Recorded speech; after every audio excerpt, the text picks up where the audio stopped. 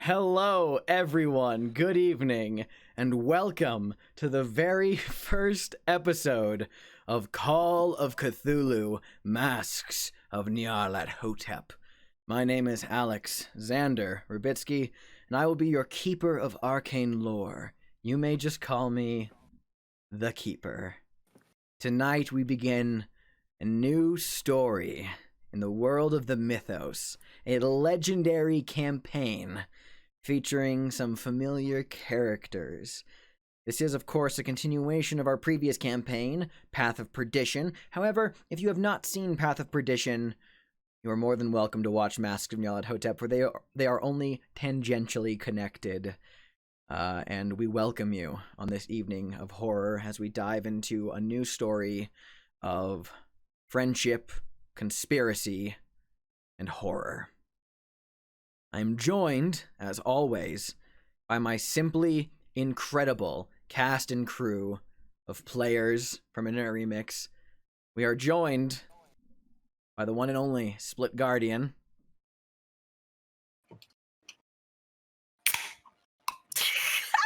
There we go. Nice. Took me a minute. Starting off right. We are also joined Starting off right. by Atwis as well. Hello, everyone. We are joined by Upgraded Moon, also known as Jordan. Hi. The one and only Brother Dingleberry himself, Bro Dingles. Hello, it is I, Brother Dingleberry. And last, but certainly not least, everyone's favorite murder writer, Kristen Trzynski. Hello. Oh my goodness, and we are about to dive in to playing this truly legendary campaign. Now, if you're not familiar, Masks of Nyarlathotep holds a place in the role-playing game Hall of Fame. It has been regarded as the holy grail of campaign adventures, and is uniformly believed to be one of the greatest campaigns ever written for any tabletop role-playing game in the history of games. So, no pressure.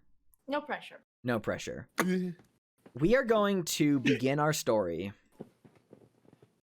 where we left off last time, which was, and I'll give you a little summary in case you missed Path of Perdition previously.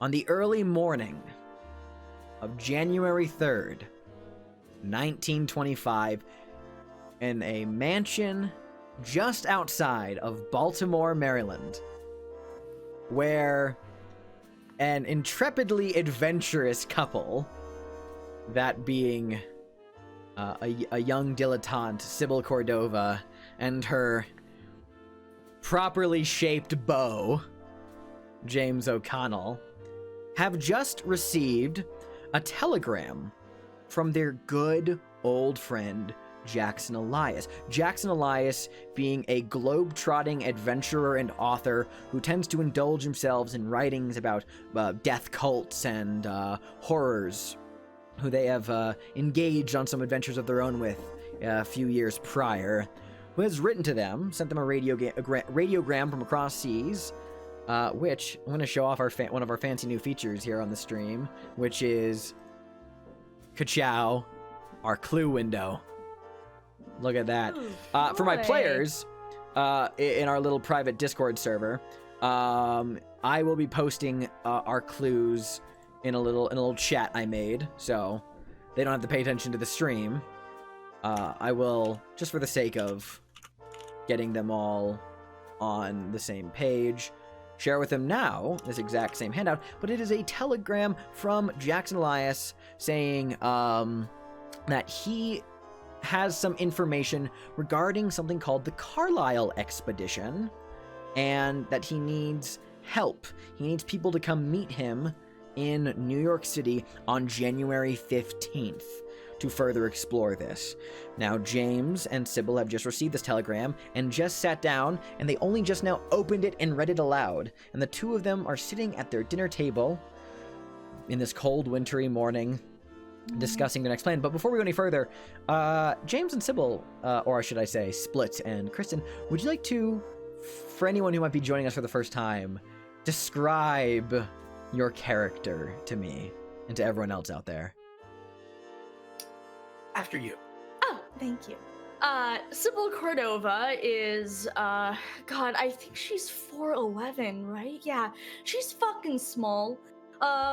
Little sprite of a gal, energetic as fuck, constantly seems like she's running at, like 90 miles an hour and is having the best time the entire time. Short, curly black bob, blue eyes, wears a lot of different colors, just the fanciest, most extravagant of clothes all the time, though she would look good in anything. Couple of freckles, cute. They are in her mansion. Well, it's not a mansion per se, but it's a nice place in Baltimore. It's just got all kinds of treasures and knickknacks throughout it. A lot of bones. They're well taken care of. So They're all bleached. They're all bleached. Yeah, it's fine. And Maurice, the butler, he did a good job with it. It's a good place to be. Sybil is, of course, in a big, extravagant, fluffy bathrobe because, she just got up. She has a nice little espresso that she's drinking, and she's just pouring over this here thing. Would you like to describe how her husband looks? Split? Just gonna drop that, I see. Mm-hmm. Yeah. So James, as our wonderful keeper so adequately described, is very properly shaped. I think he was standing at about 5'9", 5'10", which I believe was fairly tall for the time. Right now, currently in just in actually his usual workwear with a nice button up, pants, his fucking guns already strapped to his sides as they always are, always ready to go. You gotta be ready to go at any moment. Always ready to go. Mm-hmm. Nice slick back hair and a bit of stubble to go along with that perfect jawline. Probably sitting along on the couch in the lounge area with said letter, probably. I think that's where we left off. Mm-hmm. That is indeed. And that is where we will resume. Well, I felt like going down to New York anyway, so, what do you say? We're about in for a trip. How long have we been here now? A couple weeks? Yeah, it's getting a little boring. Like, I love Maurice, but there's only so much I can let a man do for me before I start getting a little weirded out. I hear you. I'd say let's get packed, but well, we're already packed. It's all in the car. All right, let's go. Now, before anyone sets off for New York, or I'll ask you this: do you want to set out for New York right out of the gate, and wait to contact your fellow friends, since Jackson's requested aid, until you get to New York, or do you want to do that beforehand? Oh, I wasn't sure if, like, were we the only ones that got the, So your characters will not know this, but however, you are in the meta-narrative the only people who have gotten the this telegram for sure, you know? Okay. Now, because of course, Mason is now off and away in I think that your address is the one that Jackson has the most concrete, even if you're not there all the time. Like, any correspondence probably goes to the Cordova household first before getting sent to other places if you're not there. Because Mason is in Hollywood. Jackson's not probably super well versed on what he's been doing out there. And well, for reasons I won't go into for Jackson's motivations, you guys are the only ones who've received this telegram so far. So, it's up to you. And if there's any other additional research you want to engage in, just let me know. Well, is there anywhere else that she would want to go before just heading straight for New York? Because James is at the wheel, she's the one pointing. I mean, I think she'd want to make sure that everyone else... She'd be like, well, Jackson wants backup. We should probably, you know, call up the old guard, as it were. I'm just not sure how one would go about doing that in the 1920s. So I'm like, I don't know how we get in contact. We will simply say it is down to phone calls. Yes. Cool. It's like, well, you know, make some calls. We'll get the bags together and we can be out of here by noon. Sounds good. Yep. Excellent. So I will ask you, who do you call first? Oh my god. I did not think we were going to be starting with me. I'm sorry. You're totally good. You're totally good. Please help me. Kit, right? Probably Kit, yes. Just because, like, dad figure. Yes, of course. Like, I gotta call Kit, gotta call Mason, gotta call all of them. I think it's apt to say that while Sybil is like vigorously considering what she wants to wear on a traveling day, James sidles up to in his like, I think he's probably wearing some kind of like morning like terry cloth robe like over his like whatever he wears to sleep with his coffee, and goes to the old like rotary not rotary phone, you know what I meant to say, but the type of phones that they have here. I've done my research for the period. And you're gonna ring up your old friend Kit Sullivan. You know, go through the proper channels. You get routed to Berlin, since with your correspondence with Kit over the years, Berlin is where he has been living most of the time. However, you call once or twice, no one picks up at Kit's residence.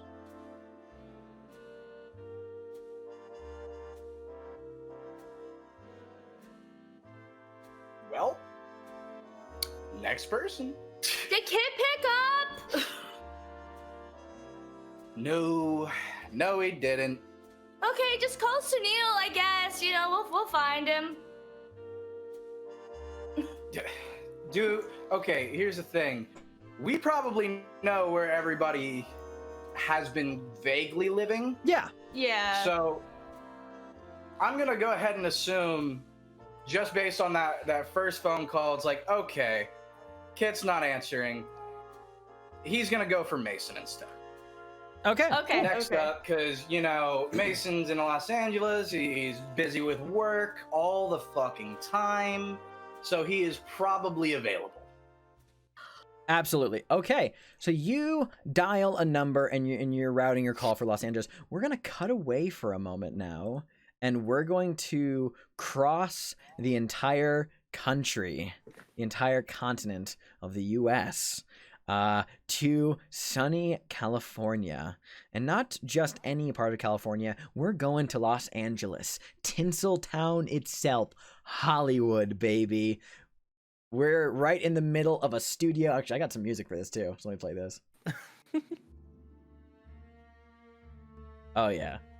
We move through the early January vistas of Hollywood, the rolling hills, the well-tended palm tree-lined boulevards where superstars of the industry have vast mansions and estates where parties are held, and we focus now on the various studios here in Tinseltown. Not Paramount, not Universal. We go to one of the OGs of the time period, First National Pictures, baby. One of the premier industries of Hollywood at the moment. And we find ourselves on a film set in the midst of a production of Darling Dearest, an adaptation of the novel Sherry by Colette, a sexy romance of drama and intrigue, where on set now, having been in filming for a couple weeks now, the leading man himself, as we see him from the back, seated in an actor's chair, offset. The cameras, page boys, and camera crew moving around him. This gentleman in a full, sleek tuxedo. Jordan, would you like to introduce your character? Mason Allen, over the 4 years, did what we like to call growing up. Puberty gave him a little more than just hair on his face. He's standing at a good 5'10" and a centimeter now. No, not 5'10", 5'8", excuse me. 5'8" and a centimeter. He is average height for the 1920s. Still very much the twink that he was 4 years before, but a twink with stubble. But like a handsome, like a handsome man. If he were to shave, you'd be like, wow, what's that 16-year-old boy doing on the set? But instead, I imagine with the stubble, he probably looks a little like secret agent-ish. Yeah. With the stubble, he looks like a man with nothing to hide but keeps to himself. Okay, absolutely. Now, Mason, this is your, like, you've been knocking around, the silver screen for a little bit now. But this is like one of your first like major roles. This is a premiere high budget production of an acclaimed French novel, and you are literally the title character. This script that came to you, an American adaptation of this story of a younger man and a middle-aged woman engaged in a sexually passionate relationship and the disharmonious relationship that follows. You are starring alongside Theda Bara, the vamp of Hollywood, the first sex icon of the screen. Most famous for her role in Fox Pictures' Cleopatra. And, she's got some years on you, but that's the character dynamic, baby. Picture being directed by one Sidney Franklin, a well-acclaimed director here at First National Pictures. You can see him moving about, overlooking the set that they've established in the sound stage. The gentleman who has a bit of like a little well-groomed little pencil mustache, director's hat, going over angles.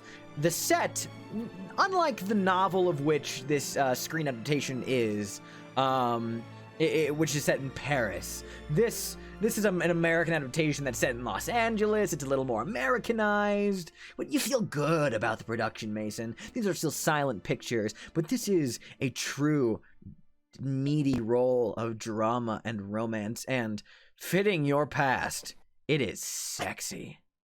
It is a spicy production.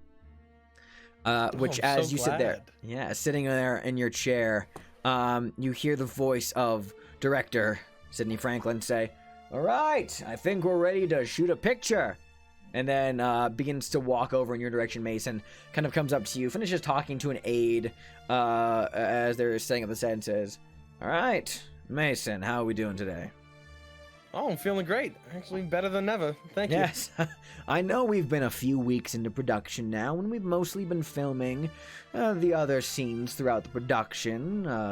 Might I say, we've gotten some feedback from last week's shoots. Very good work. Very good work, I gotta say. But we're going to be shooting the opening scene today, and you had a chance to look over the script, yes? Question: did Mason get a chance to look over the script? That's up to you, baby.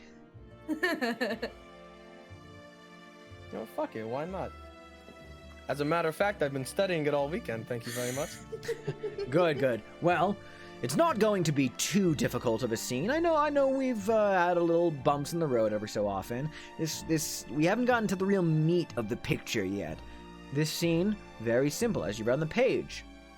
While Theta, Leah, your beautiful, older Leah, is going to be standing over there by the bed, reminiscing out the window. Remember, you're going to be standing by the wardrobe holding the pearl necklace. Now, when you're holding the pearl necklace, I know the script says that you're regarding it casually, but I really want you to, invest in the pearls. Look into it like you would, not a child, but a treasured reflection of your own true nature.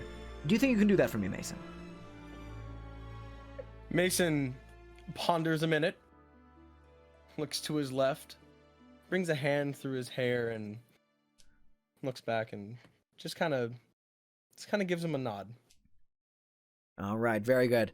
All right, well, let's get ready to roll, everyone.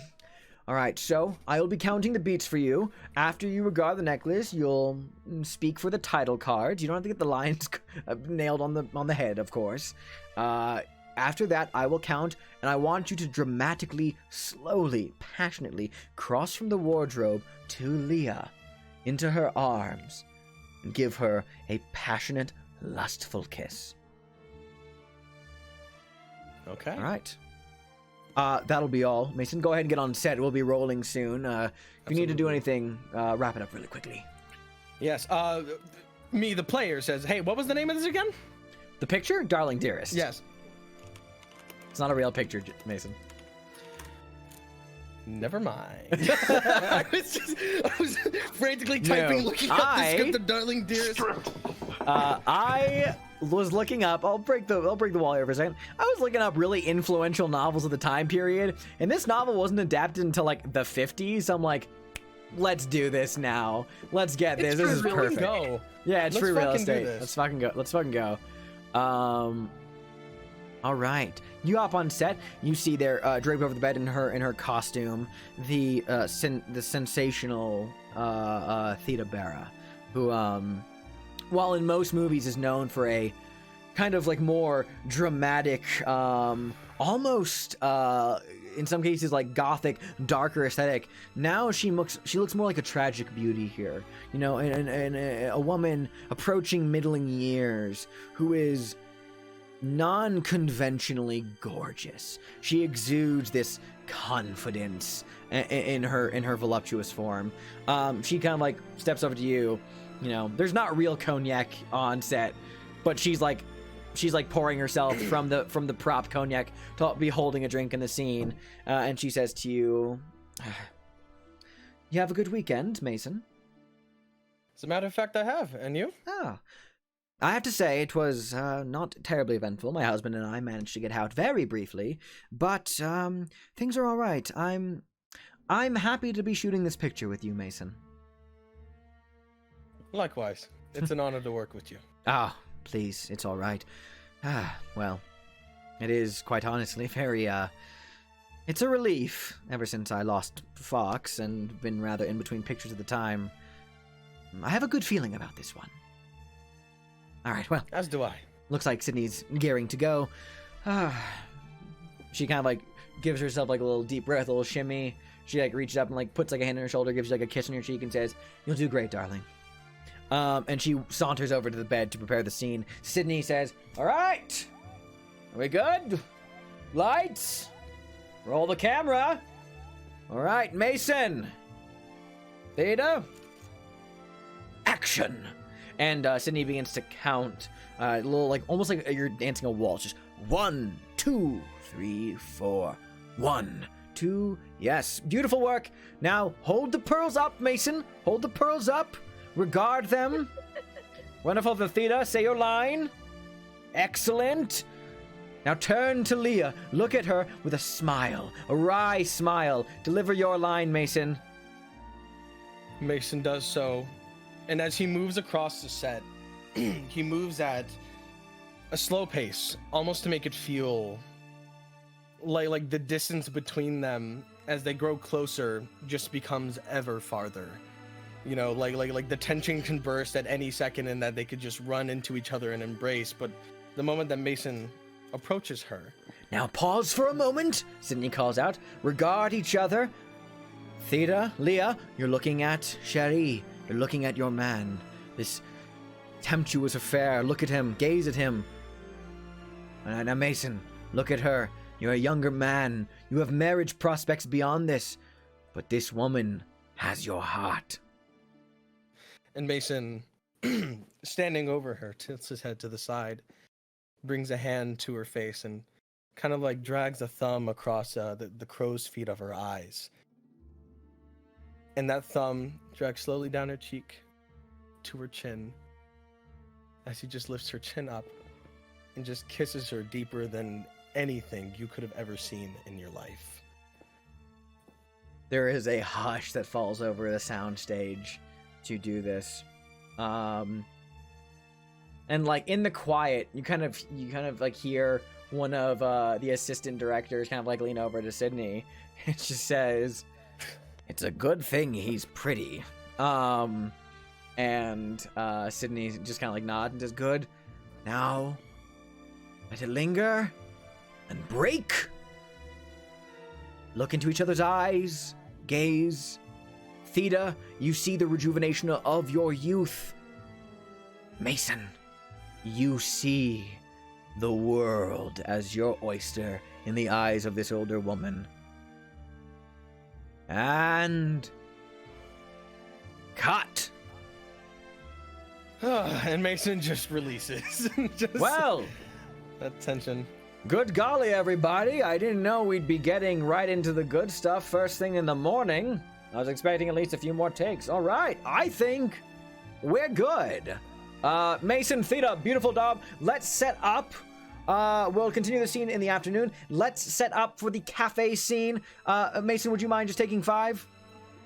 Absolutely. And he says, "All right, can I get Jameson over on what? What's that?" He turns over to an aide who's like whispering in his ear. "Right now?" God damn it! All right, everybody, hold on the set.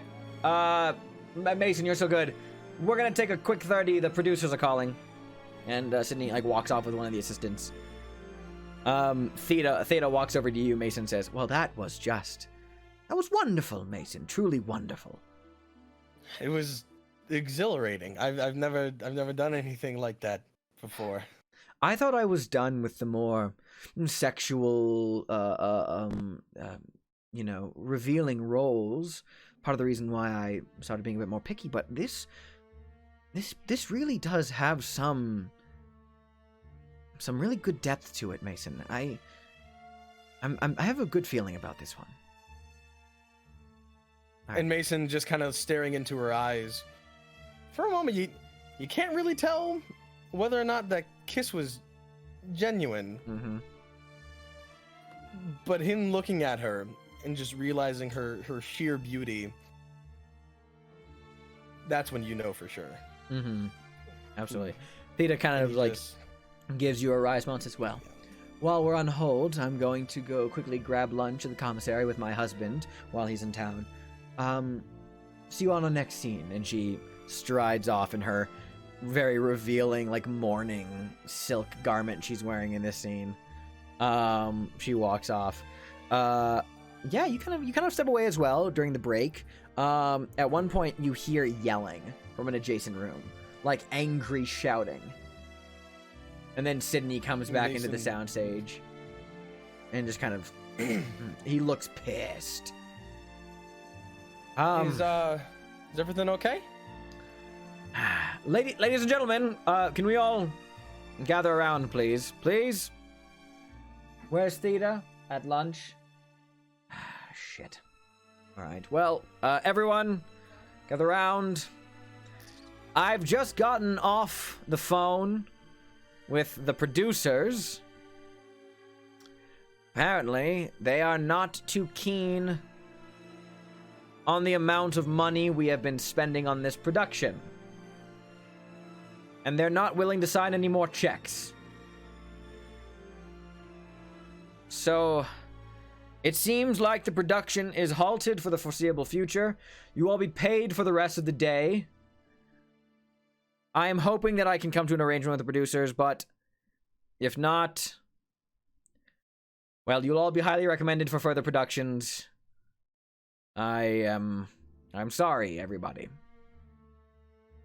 Mason, do you mind if I talk to you off to the side here? Sure. Pulls you off the side and says, "Sorry, kid. Sometimes this is just the way the money of Hollywood flows."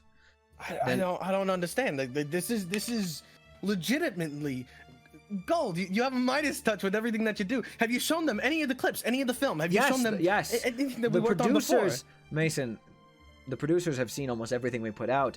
They like what we're doing here, but we're in the middle of... Paramount is got some big adventure films in the works, some truly revolutionary stuff, and their production costs less than this one.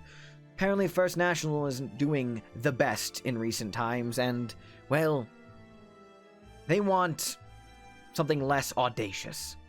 It's, unfortunately, the way Hollywood rolls sometimes, kid. I'm sorry. Maybe we could experiment with possibly painting backgrounds. Sydney, maybe we can puts a hand on your shoulder and says, "You'll be the first to know if anything continues picking up, but you're new to the gig, aren't you, kid? Sometimes productions just go up in smoke. I don't have a good feeling about this one. Take it. Well, go back to wardrobe. Just keep me updated. Yeah, we will. It's still early. Grab yourself some food. Go past my wardrobe. Take off the suit. You look damn good in it, kid. And we'll call you if we have any additional work here. Okay? Thank you. I mean it. Really. Thank you. Well, I gotta go continue screaming into some phone line, so enjoy the rest of your day, Mason. Which, right. From and there, Mason kind of flashes like a smile, but the second the director turns away, it just fucking drops. Yeah. Like his whole demeanor. Such a little man in such a nice suit. Very dejected, you walk off the set and change out of your costume, and you step back out onto the streets of Hollywood, the studio, I should say, not Hollywood full on. But as you're kind of getting ready to go, one of the aides at the studio, kind of you got like your bag packed, walking off, kind of pulls you and says, Mr. Allen, Mason Allen, hi, sorry, were you just heading out? I was, yeah, kind of got. There's a phone call that's been routed here for you. Would you would you grab it before you leave? It says it's from looks at like a slip of paper where they were scrolling down. It's a phone call from James O'Connell.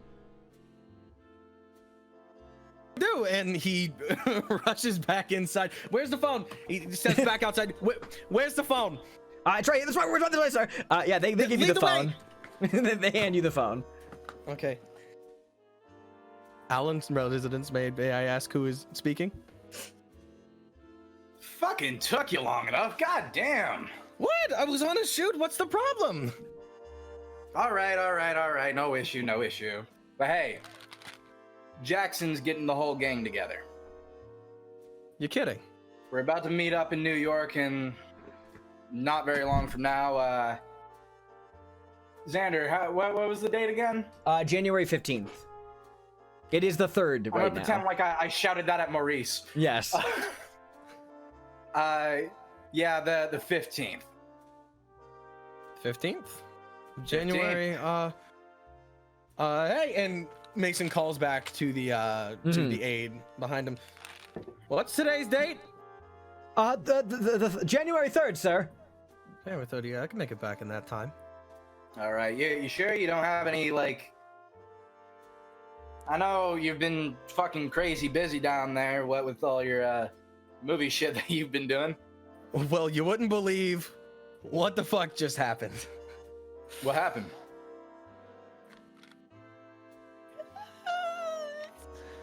canceled. Done. Dunzo. What? Poof. Up in smoke. What? Uh, The film you've been yeah. working on? Yeah. I'm still on set, James. We just received the news. Why? Too What much the fuck money. happened? Too much money. Too much money. Too much. Like, okay. All right. So you're just out of work? I guess. I mean, I could stick to doing smaller background shit, but this Hold was on. my thing. This was like the big one, you know? Oh, hold on, Mason. Just give me a sec. Hmm. Sybil, What? can you come here for a sec? I'm talking to Mason. Okay, comes running in, like pulling someone. What? Mason can absolutely hear this. Yeah. Just a little more muffled. Immediately grab. Hey, Mason. Hi, Sybil. How are you? Oh, I'm doing just lovely. It's been a lovely day. We had a good Christmas. We're bored out of our fucking minds, and we're about to head down to New York. Why aren't you there already? Because I am across the country, standing in a lot that I don't really need to be in anymore since Oh. today. Sybil, his film got canceled. What? Why? It got Too much money, they said. Too much money, I guess. Well, that won't fucking do. Who do I need to talk to? Our producers, if you'd like, I could get my director. He could put you on the phone that he is on, currently screaming in the other room. Matter of fact, check this out. And Mason puts the phone against the wall, adjacent to the room that the director is in. Yeah, and you hear screaming, like muffled, like, "God damn it, you piece of shit! Ooh. I'm gonna Ooh, that shoot sounds you!" very mad. Yeah. Ooh. Mm-hmm. Oh. Brings the phone back to his face. Oh, that sounded bad. Yeah, It's like, it's pretty bad. like James is just kind of got like as she's like fucking stolen the phone, is just doing like ah. It's like James just kind of has his hands on her shoulders, just like, you think we can help? I could maybe pull some strings. If you. Oh, Sybil, you don't have to do that. No. Everyone should get to see your glorious face on the big screen at every possible opportunity. Yep. What would I do without you? But that being said, it does, you could do a little something for me, which is, come to us Yeah? to New York. Come to New York with us. Get the whole gang back together. You know what, Sybil? For you, I think that's a deal. Yay! Okay, All now right, I well- should probably take a couple of trains Mhm. and make my way back. God knows I get enough of the trains. But yeah, I guess if you want, you can meet at my apartment. The Ooh, keys under the rug. We were thinking of staying at the plaza, but if you're offering, I That do sounds like like staying. fun too. You know I what? wouldn't The mind. plaza? The plaza? I'm feeling the I plaza. wouldn't mind going to the plaza. Let's go to the plaza. Let's go to the plaza. What are we even doing? Right there. Matter of fact, I've got my shit packed. I left my trailer. Let's fucking go to the plaza. The plaza. Fuck it. All right, I'm gonna keep getting packed. I'm gonna give the phone back to hubby here. Mwah. I will see you in a few days. Love you. Bye. Shoves Bye-bye. phone at James and runs off again. Yes, and I love you So too, the James. plaza. Kisses. All right, Mason. So we'll see you at the plaza. No, I you gotta guess say it I'll like get she in does. contact. It's just you got your director's phone number that I can get. I've got a contact info. All right. Well. Also, wait, hold on. Wait a minute, James. Where are we going again? New York, The plot? the plaza. We are The going to the plaza. No. Sybil kind of got it, but she's a little far away. I'm gonna need you to say it. I'm gonna need you to. Where are we going? The plot. Mason. I'm sorry, you're breaking up. You gotta. Yeah, the plot. We're going to the goddamn plaza. The plaza. Okay. Well, hey. All right, think I'll that's see the you there, quick- Mason. I'll see you there too, James. Thank you. Click. Just hangs up the phone. Absolutely incredible. So next on the calling list, then I assume is Sunil. Of course. Okay. So we're gonna cross the Atlantic Ocean all the way to London, England, to the, and I'm gonna try my best to get this correctly, the neighborhood of Kensington in the royal borough of Kensington and Chelsea. Hey! I got it. To the Panday household, located in a nice, modest, like, two-story row house in a fairly nice part of town. By no means, it's modest, but still very nice. Going inside to, of course, of time zones. This is later in the day now. Probably going on by now closer to, I'd say about like 5 in the evening. You know, it's taken a little bit of time to within the Panday household. The smell of curry and dinner, kind of in the rough stages of being complete. The phone rings and is answered. James, you listen to the phone ring for a bit, and then there is a voice on the phone. Hello? May I ask who is calling me? This is the Panday residence?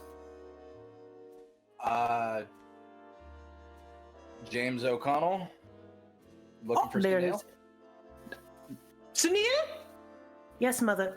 There is a James O'Connell on the phone? James is on the... Mother, can I please just give me... hi, James. Hey, Sunil. So, we just got a telegram from a Mr. Jackson Elias. He's gathering everybody back up on the 13th. 15th. 15th. Right. Thank you, Maurice. Wow, Maurice sounds Tell weirdly Maurice like the I voice said of hello. God. The 15th, sir. There you go. Thank you. Yes. Go on then, tell him I said hello. Well, no, okay. We were hoping that you could join us. We're going to New York. New York on the 15th? Yes, sir.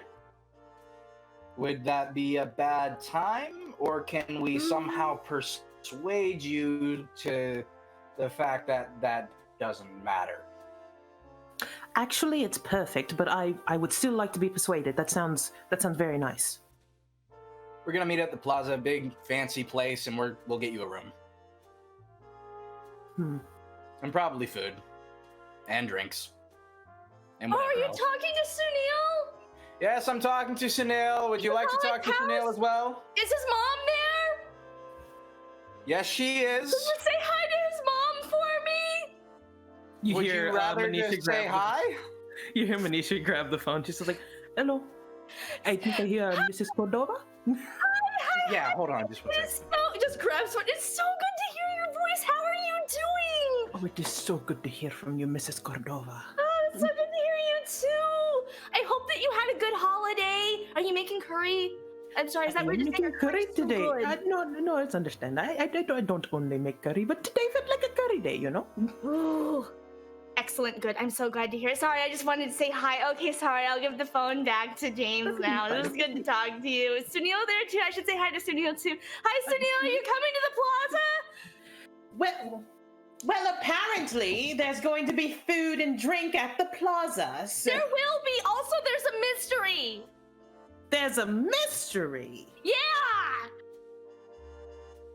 Amazing. There's a mystery, and then suddenly, oh, there's an entire mystery, but I have to go all the way to New York to get it, huh? Never happened here. No. I mean, there was the mystery at the theater when we came to visit you that one time, but there wasn't. You are very right. There was a mystery of the theater when you came to visit. And thank you so much for that visit, by the way, Sybil. You're welcome. It was so good to see you. Anyway, you're coming to the plaza, right? Well, I will be coming to New York, and I will probably see you at the plaza. Good. We'll get you a room. You told him that we were getting him a room, right? Looks up. Yes, I told him we were gonna get him a room. Great, thank you. And Kisses food. him again. And Mwah. Okay, Yeah, well, you're we will disgusting, see I you love there. You're disgusting too. I'm gonna go ahead and take that back. Okay. As you can see, we miss you a lot. It'd be great to see you again. Oh, I can tell. I missed you as well. All right. Do you need us to wire you anything for the trip, or Oh no, like I said, this is actually very convenient for me. already on the way? I got it. All right. Well, hopefully no more horribleness, but we'll see. It's a mystery, so let's just say fuck it. I'll see you there, Sunil. I will be seeing you there. Oh, and before I let you go, you wouldn't happen to have any idea where Kit is? Oh, well, Kit is actually visiting me. That explains why he didn't answer the fucking phone. Oh, you could called Belen, didn't you? Yes, I did. Do you think you could possibly put him on the line?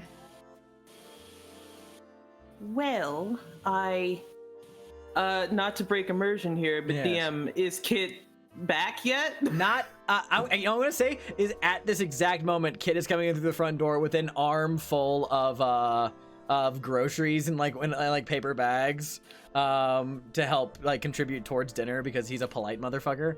And real quick, now that the both of you are in the same room together, can I hear you two describe your characters, please, for any first-time listeners?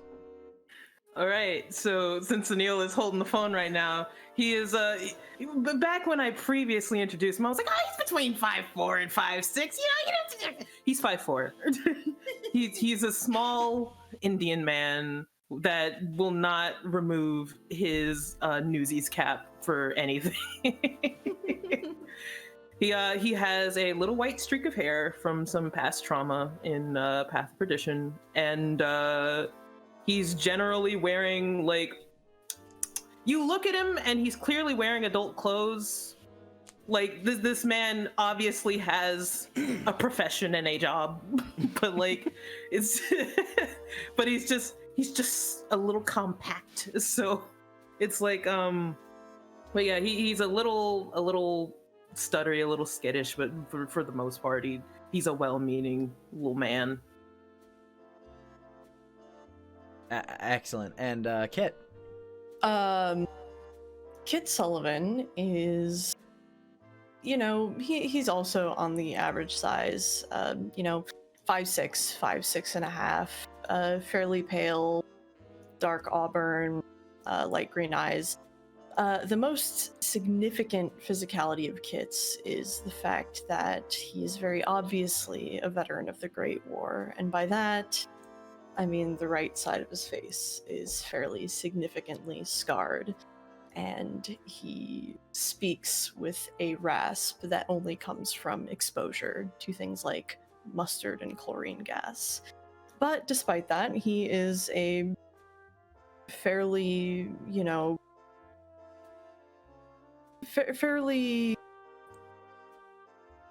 he's doing all right for himself, basically, and he stumbles through the door, like one arm with paper bags, one hand working, the doorknob. He goes in, he like slams, he doesn't slam, he closes the door shut behind him to keep the cold out, and then looks over to Sunil on the phone and says, sorry, I'll just go to the kitchen. Actually, Mother, yes, Sunil, can you help Kit? The phone is actually for both of us. Mr. Sullivan, will you be... Oh, no. Sure, fine. Yes, thank you so much. She goes over and she grabs the groceries out of Kit's hand as much as she can carry, and then she like nods over a little bit. She's like, "You do have fun on the phone. I will be taking care of myself as usual." Thank you, Manisha. Actually, thank you very much. I kid. God, I Wait. love Manisha Pandey. Dude, I fucking love Manisha Pandey. Right? Same. I will say, just not to break the flow so far, I told bro like 30 minutes before live, hey, do you actually want to voice Manisha during Sunil's intro? Because you can. And I want to hear you talk to yourself. James is listening to all this. He's just like, "That's a wonderful one." We love Medisha Pandey. We love Medisha Pandey.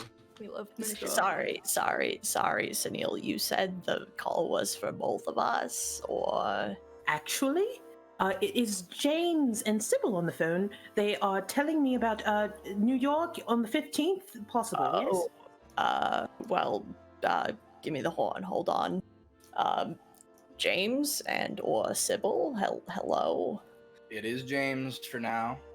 Uh, Sybil, I found Kit. oh, you didn't try and call me at Berlin, did you? We I did! tried to call you at Berlin. Sorry. All right. Hi, Kit! How are you doing? How was your Christmas? Did you have a good Christmas? Sybil, yes, it's wonderful to hear from you. And actually, for once, yes, I had quite a nice Christmas. Thank you for asking. How about yours? Oh, it was wonderful. Well, it was calm. We're about to fix that. We're going to New York. Oh, New York. Why? Oh, Jackson sent us a mysterious telegram, and he said to meet him in New York on the 15th. And, that means there's a mystery, and, I figured we would go solve it. And since it's a mystery, I figured we should get the mystery gang back together. We need a name for this mystery gang. I don't think mystery gang is good enough. What do you think, hon? I'll think of something on the way. Great! Well, thanks for letting me know. Actually, happenstance, as it goes, I already had passage booked over to New York. I was planning on visiting Aaron, so I'll be there, the 13th, the 14th, depending on how things go. So, lucky break there. All right, great. We'll plan on seeing you there. Wait. Do you think this is one of Jackson's, Kid sort of pauses and lets that ride to sort of like, underscore, and just, you think it's one of those mysteries? Man, I hope so. That would be just the best. Well, maybe best isn't the right word, but I think it would be interesting. Well, certainly things are never not interesting when Mr. Elias is involved, so. Mm-hmm. All right, well, James and I have to get packing and get going. We're getting a room set up at the Plaza, which you should definitely come to. We're gonna have food and drinks, and it's gonna be great. So you should come. Right, the Plaza. That's kind of a swanky place, Sybil. You say that as if I can't get you in. don't- We'll talk about it when we see each other at the harbor. All right, sounds great. Great. I'm just gonna steal that back. Thank you very much. Love you. Mm-hmm. Hey, Kit. James. How have things been? How's Aaron? Well, it's been a while since we've seen each other. She was here earlier this year, more towards the summer, but I promised I'd go visit her, after the holidays. So she's meeting me in New York. She's gonna be pissed at me, isn't she? Probably a little bit. No.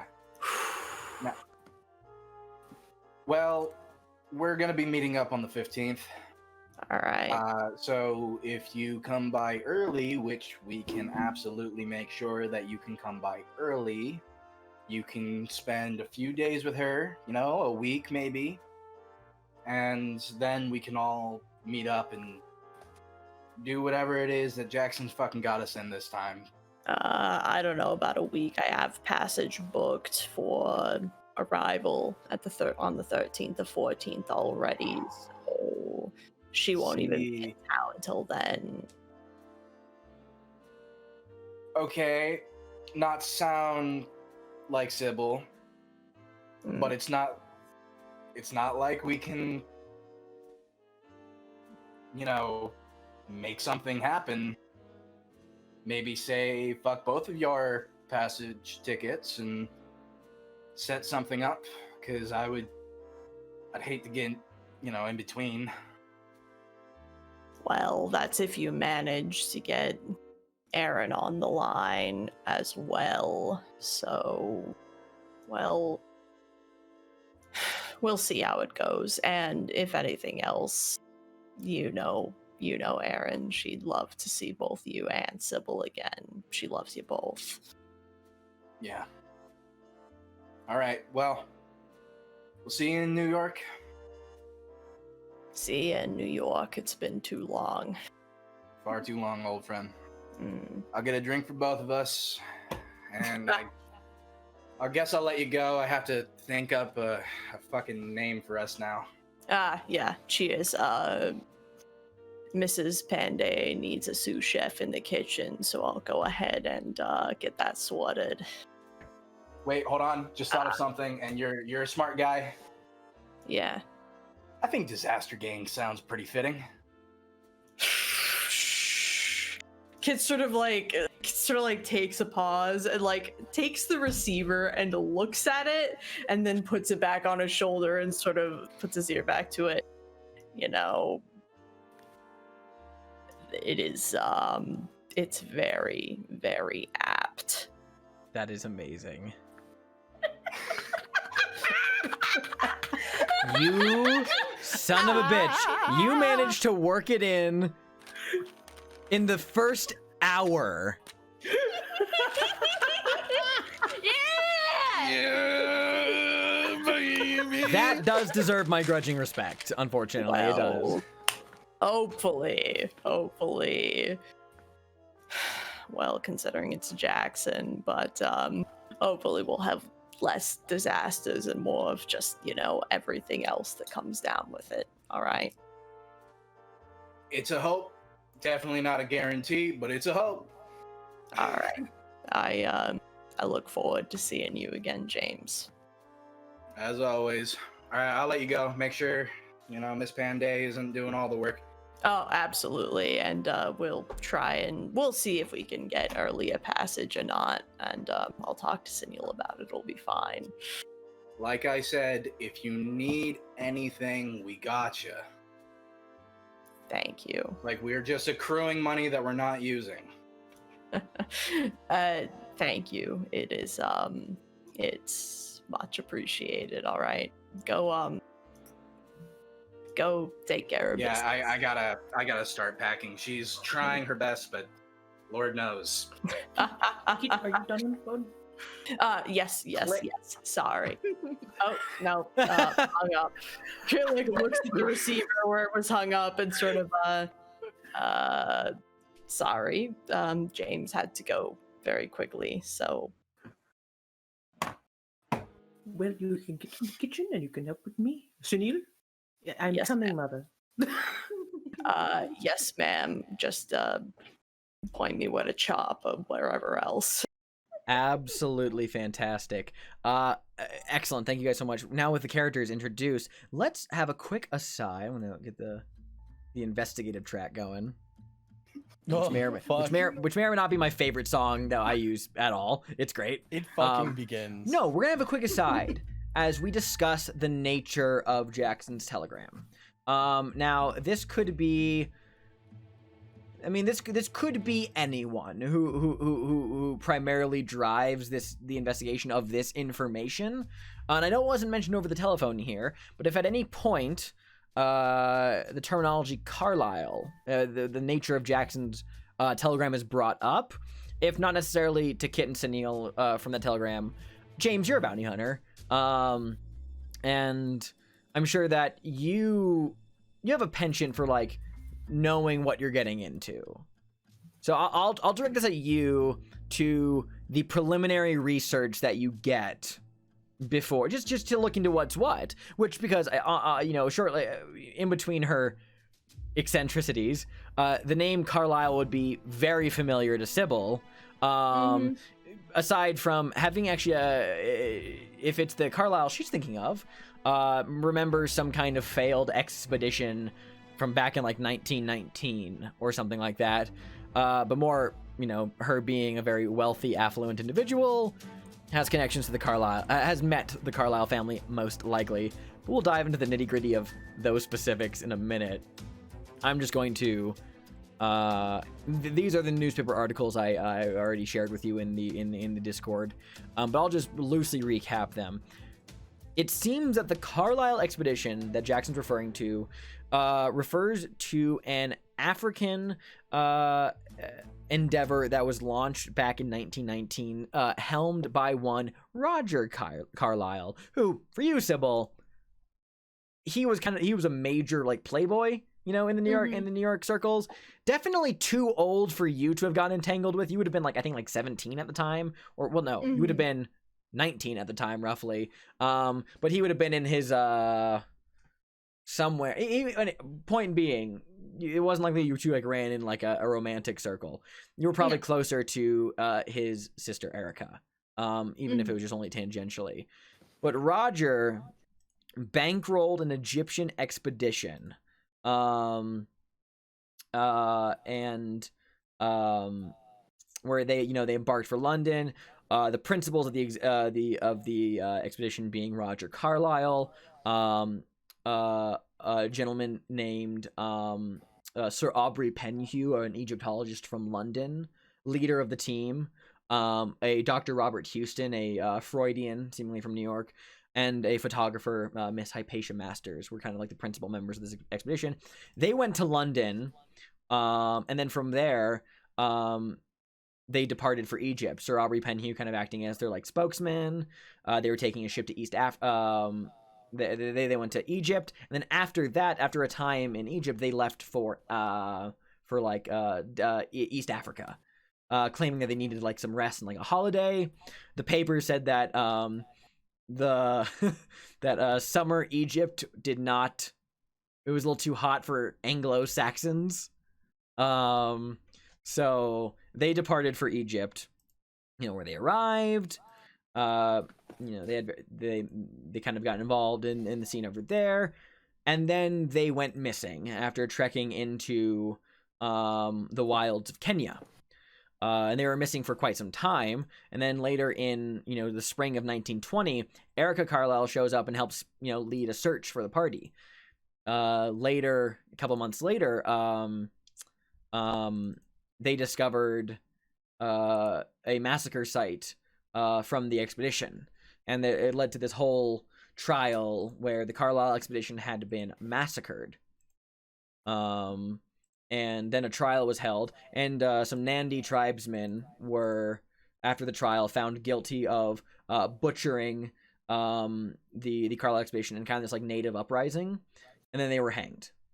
And the last bit of news to come out from the Carlisle expedition was in like the summer of 1920. So this is like some old news. So whatever it involves that Jackson wants to dip his toe into is your best guess. But that is about the information you know about the Carlisle expedition. Any specific questions or any other things people want to ask before we cut to our New York rendezvous? No? We all good? Okay. Feel free to refer to the newspapers regarding the Carlisle expedition for a little bit more, just to refresh your mind.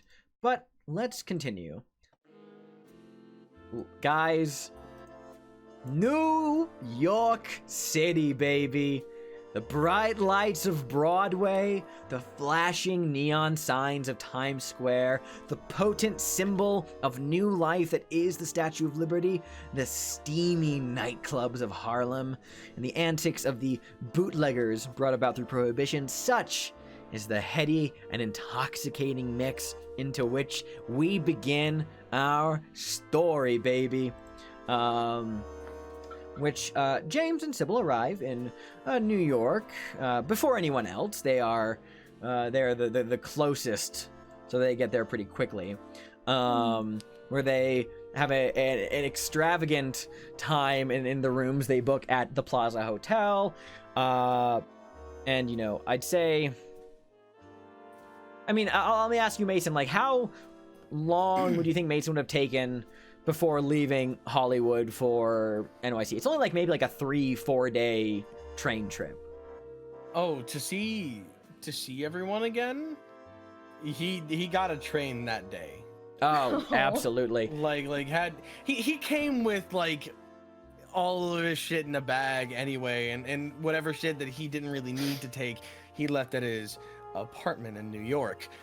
But he, kind of like packed everything up. There was no real point for him to be in LA for much longer anyway. He just got his shit and he went. He's gone. Absolutely. You are unfortunately deeply delayed, Mason, because as luck would have it, Sybil and James, you guys get there. It is the middle of, it's the middle of winter. New York is, it fluctuating around about like 32 degrees Fahrenheit. That's 0 Celsius for our metric friends. But it can sometimes falls as low as like 10 degrees. It's cold. People are, wearing multiple layers. And as luck would have it, you guys get in New York probably that same evening after your phone call, you just on a whim. Yesterday was one of you are in the middle of a 2-day blizzard that started on the 2nd. So you're halted, things are like crazy, but you still get there relatively on time. And you guys spend some time in New York for yourself. And actually, if Mason left almost immediately, he would actually be spared the worst of it too, so he's not delayed. Because on the 12th, as luck would have it, 10 days after this first blizzard, is an even worse snowstorm that basically shuts down the city. Like, the roads blocked, railway lines covered, ferry travel disrupted by ice on the rivers, fierce winds are just burying the sidewalks in snowdrifts. This is to say, though, and I'm guessing here, James, Sybil, and Mason have a great couple of days indoors. Like it is fine. Oh, yeah, oh no, we're snowed in at the plaza. Yeah. Oh, no, we're snowed in at the like Mason during the day. Let me make sure that you stay warm. That's very kind of you. Thank you so much. You know me, I'm so small. I get cold so easily. Mason during the day, with sunglasses on, staring at, the sun hitting the snow and nothing happening. He's just, yeah, that's New York, baby. Yeah, but just real quick though, just summarize for me what what does the before Sunil and Kit are able to arrive in New York, what does the time look like in as the three of you reconvene, and just tell me about this, what happens. The first day Mason shows up, he's wearing the purple shirt. Oh yes. The nice purple shirt that's kind of shiny, a little stretchy, and in perfect condition. Always. Well, that shirt is gonna end up being one of your family heirlooms. I hope you know that. I intend on it. Thank you. Your son's gonna come of age, and you're gonna be like, son, I need you to know this shirt. You have to take care of it with your life. Listen, son, when I was your age, I was drowning in it with this shirt. You believe me? Believe me, Tiny Mason, I was drowning in it. And then he's gonna be like, okay, Dad, shit. Or daughter. Regardless of whatever child I have. It could work for both. They're getting this shirt. Thank you.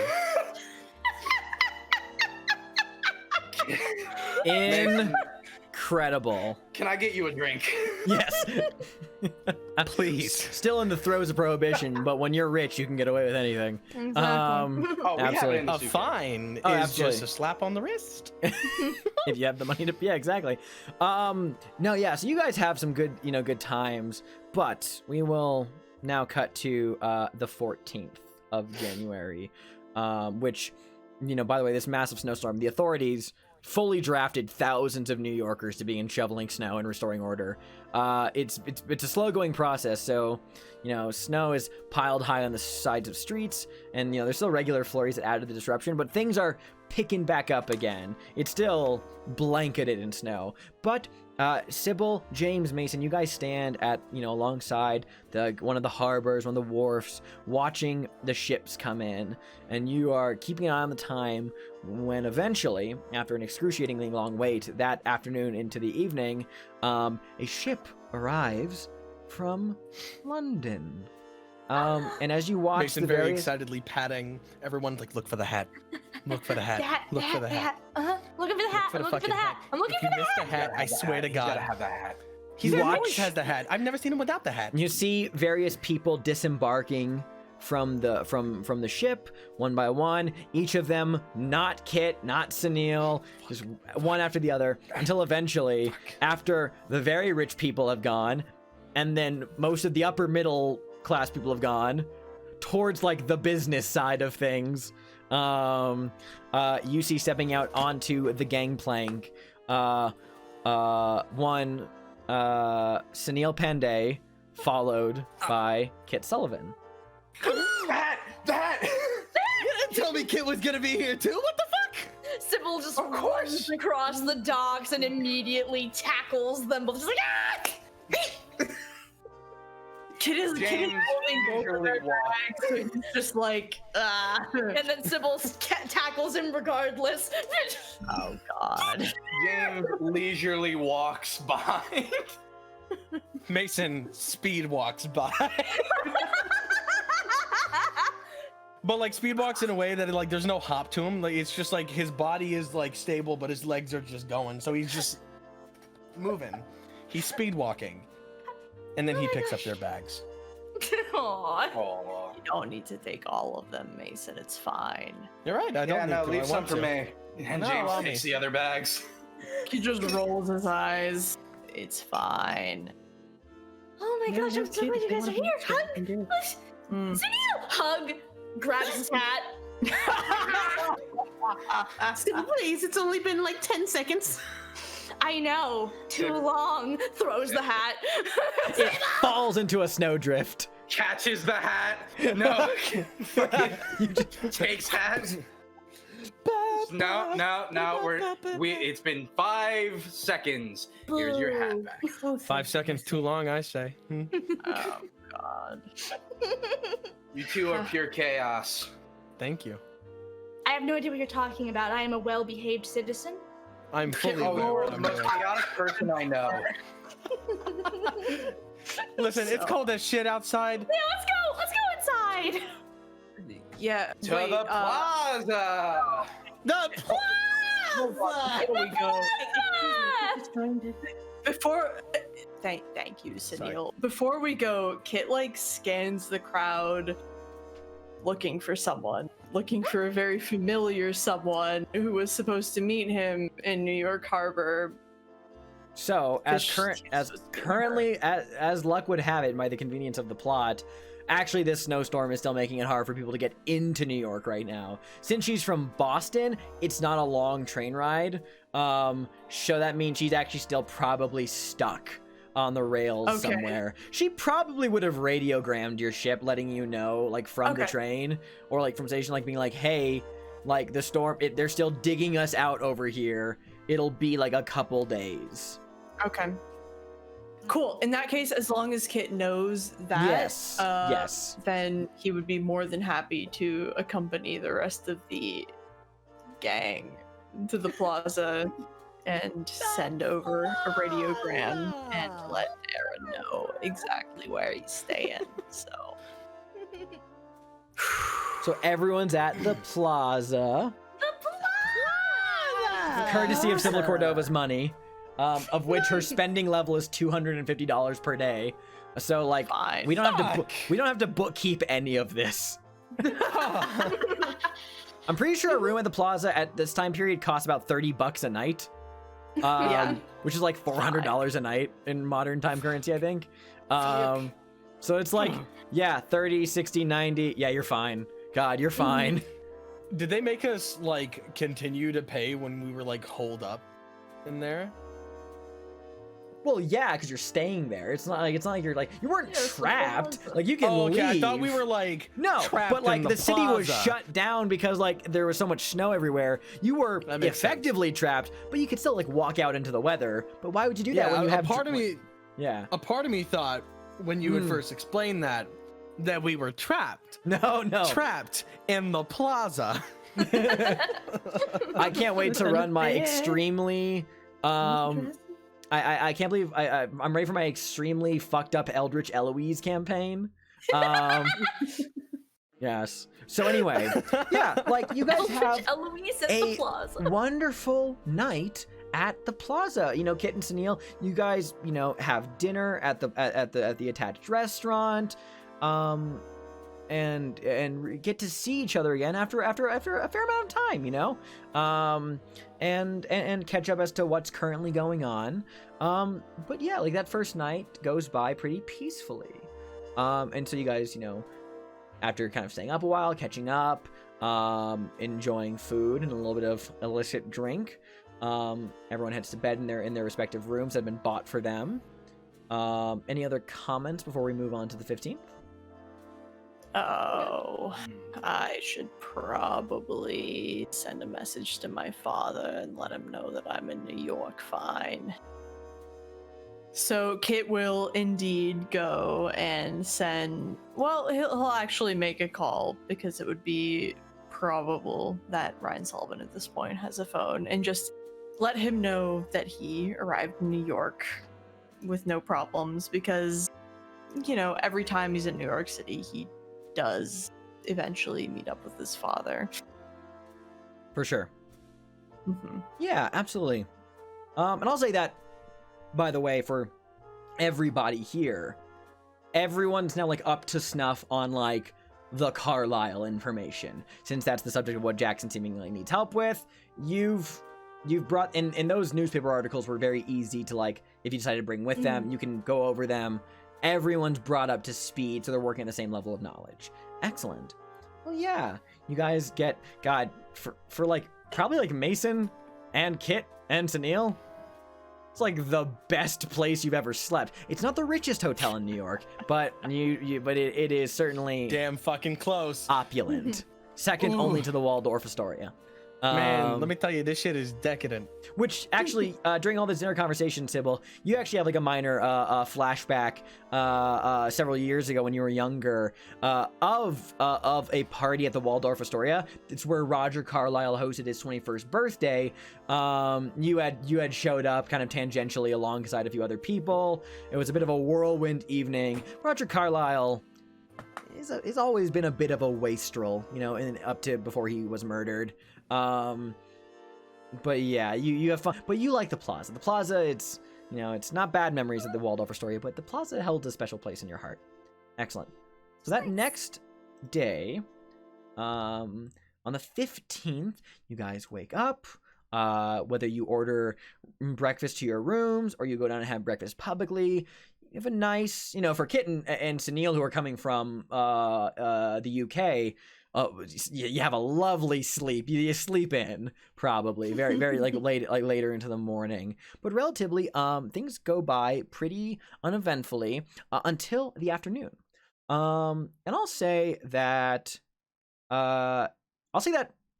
when James and Sybil came into town, they dropped like a line with Jackson's publisher, since Jackson's publisher, Jonah Kensington, over at Prospero House Publishing, is like who some of you may have actually met a few times. Definitely Sybil is like, it probably knows him by like name and has met him a few times because of like buying those books. No, you drop a line with Jonah and because he's kind of the best person to like communicate with Jackson through, since Jonah always knows where Jackson is. So you dropped a line just telling him, hey, we're staying here, so Jackson knows where to contact us.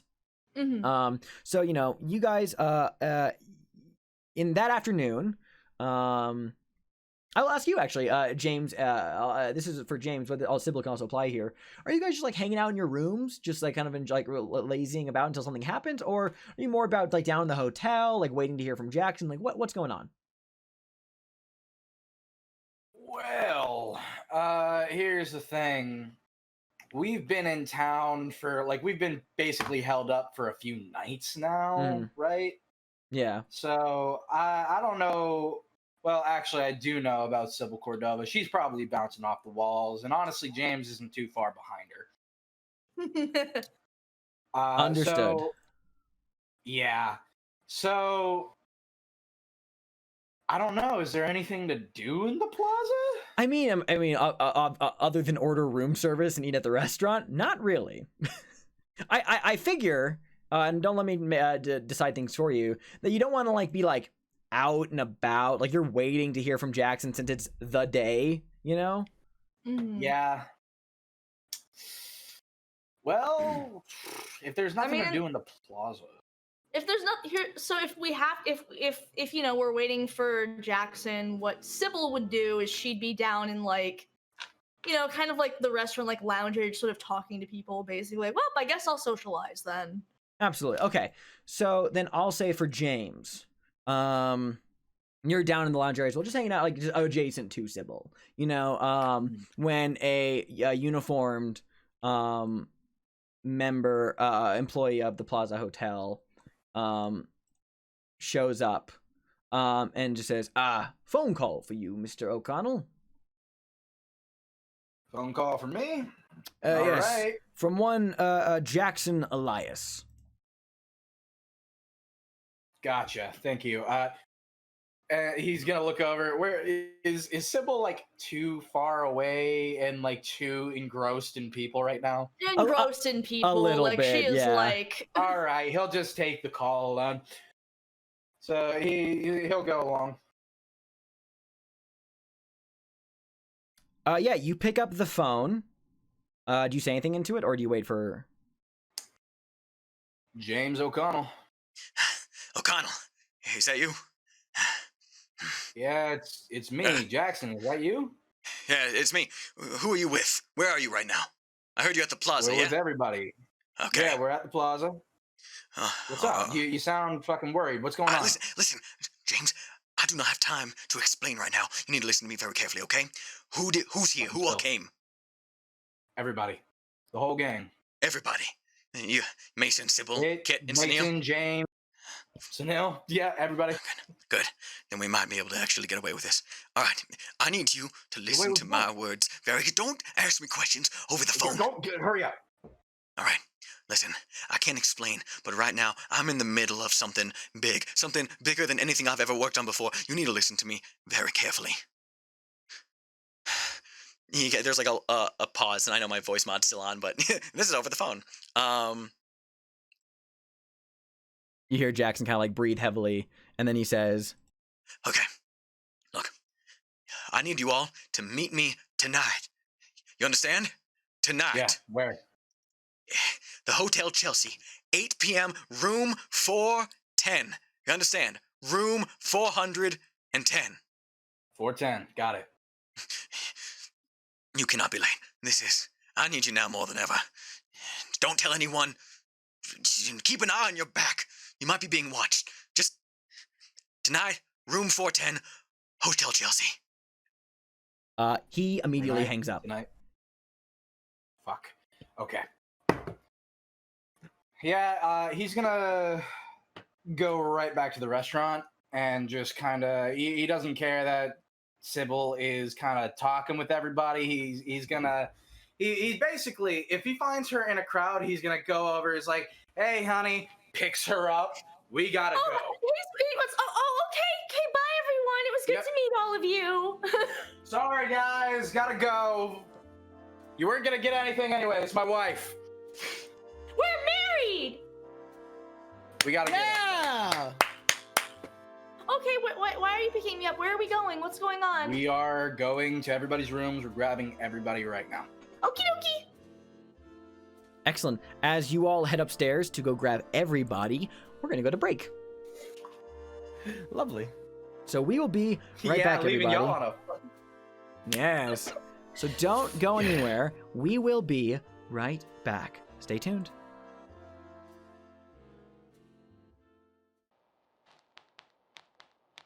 In a Disused Graveyard by Robert Frost. The living come with grassy tread to read the gravestones on the hill. The graveyard draws the living still, but never any more the dead. The verses in it say and say, the ones who living come today to read the stones and go away. Tomorrow dead will come to stay.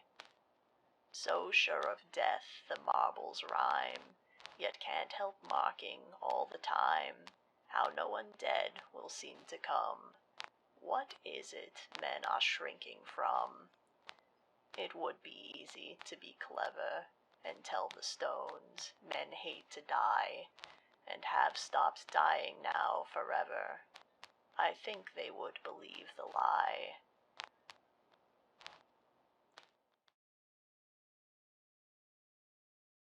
And welcome back, everybody.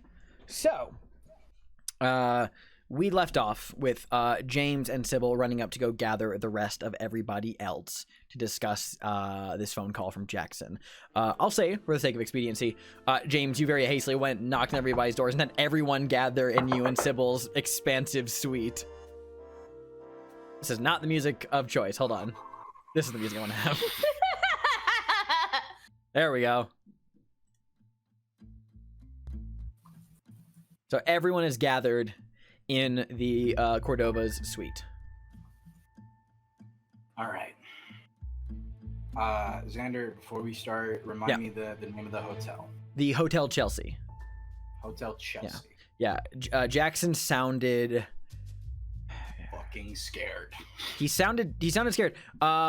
He and even cryptic and deeply anxious. Not at all how he usually is. But yeah, told you to meet him at 8 p.m. tonight, the Hotel Chelsea, room 410. Okay. I guess shit's getting wild really fucking fast. Because I just got a call from Jackson. Wow. We're supposed to be meeting him, the Hotel Chelsea, 8 p.m., room 410. Kid checks his pocket watch. What time is it now? It's about like afternoon. Got some time at least. He said that we need to be watching our backs because we could be getting tailed. Sounded a bit scared. Mason is immediately uneasy by the prospect that they could be followed or that they could be targeted in any way, and he just kind of his leg just starts tapping, and he leans forward in his seat, kind of clasping his hands together on his knees. Yeah. Is that it? That's all I got. So Neil is currently parsing what little bit he heard, or not little bit, he heard the whole thing that you just said, but he's expressing concern because Jackson Elias sounded concerned, you know. And two, he's kind of just like, well, 410 is an interesting number. Yeah, isn't it? I thought it was familiar, but I'm not the only Yeah. one. No. Sorry, So, sorry, go ahead. No. It was an idle thought, but basically, I can count on one single hand the amount of times that I've heard Jackson Elias scared or anxious about something. So, you saying that that's the way he sounded, well, shit. Yeah, it sounds a little serious, which is unfortunate because I was hoping for something a little more fun. Yeah. But I don't know about you all. I don't know how you carry yourselves, but I'm ready for anything, as it were. So Jackson said that this was one of his biggest happenings, one of his biggest things ever, and with the stories that Jackson's told me, he's been in some deep shit before and made it out safe and sound. I mean, you were in Peru along with the rest of us, Mason. Yeah, I wasn't in fucking Peru, but after, we met, yes, Kit. No, I just want to let you know that as soon as Kit mentioned Peru, like, he immediately looks like he regrets mentioning Peru after seeing Mason's reaction to that. So, But yeah, as I were, I wasn't in fucking Peru or anything like that. But after we all met, well, there's been a few occurrences. So,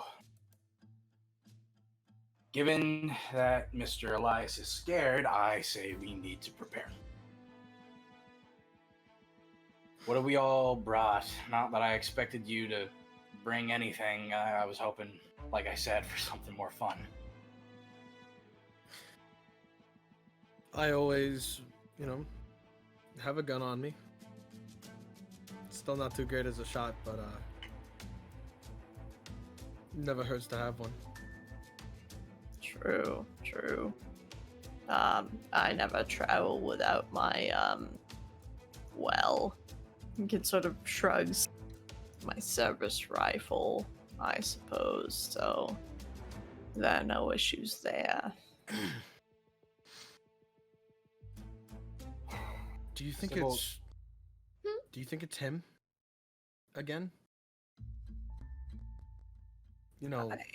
Yeah. You don't have to say it, no. I don't think so. Too early to say. I Does hope anyone- not. Has anyone had any dreams? No. Then for No. now, let's proceed assuming that that is not the case. Yeah. Hun, we brought the bag, right? The one we usually bring. Yeah, we. Okay. Okay. So Yeah, we're good on you that. remembered to bring your gun, right? As if I would ever forget it. After that one time? No. We're good. Sunil? God, we forgot to talk about this. I need to make it up on the spot. Have You're you fine. picked up a gun in the last 4 years? Sunil, Okay. I don't have a gun of my own, but trust me, I wouldn't worry about it. Are you sure? Well, if anyone has an extra, I do not have my own. James pulls out Bosco's gun, of which he kept.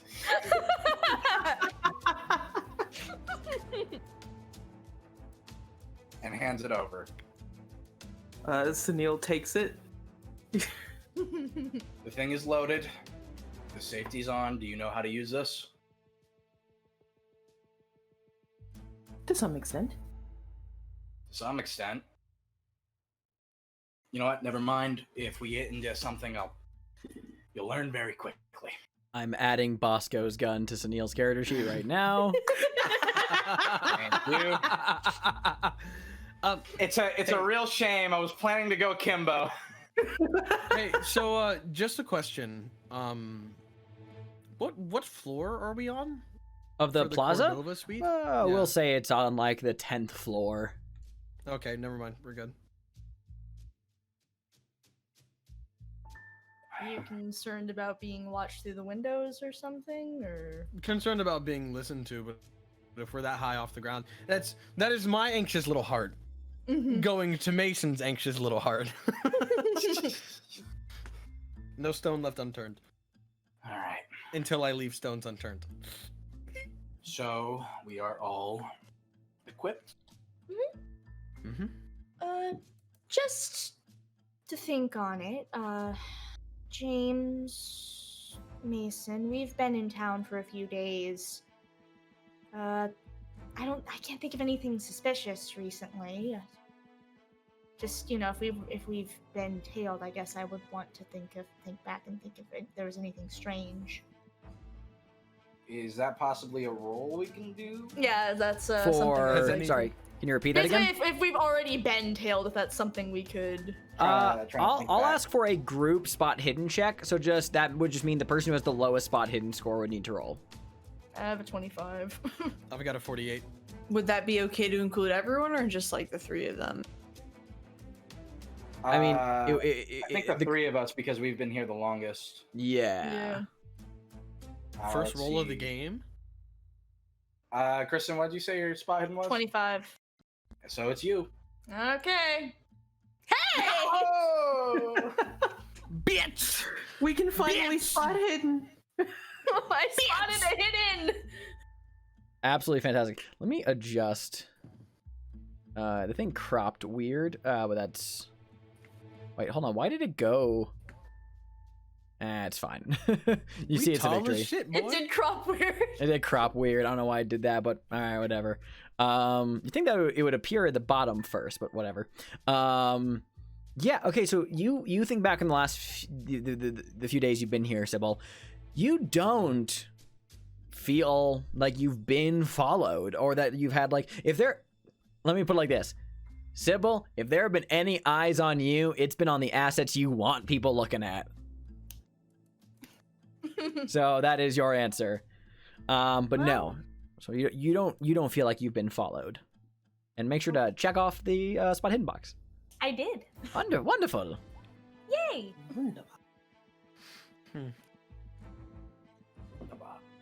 Okay, Well- well, I guess should we just stick around here for a while?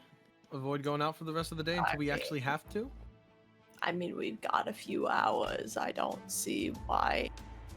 Kid sort of pauses and like looks at his pocket watch. It's not really as if he's checking the time, but more as if it's like a habit sort of thing. And just, I should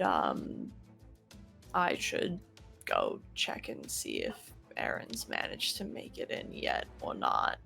Hopefully so. She wouldn't have. Like this is like the day after you got in. She said she was going to be stuck for like a couple days. Days, okay. Because they need to shovel the railways out, yeah. Well, Actually, on that note, maybe you should warn her we might be in some trouble. oh god. Yeah.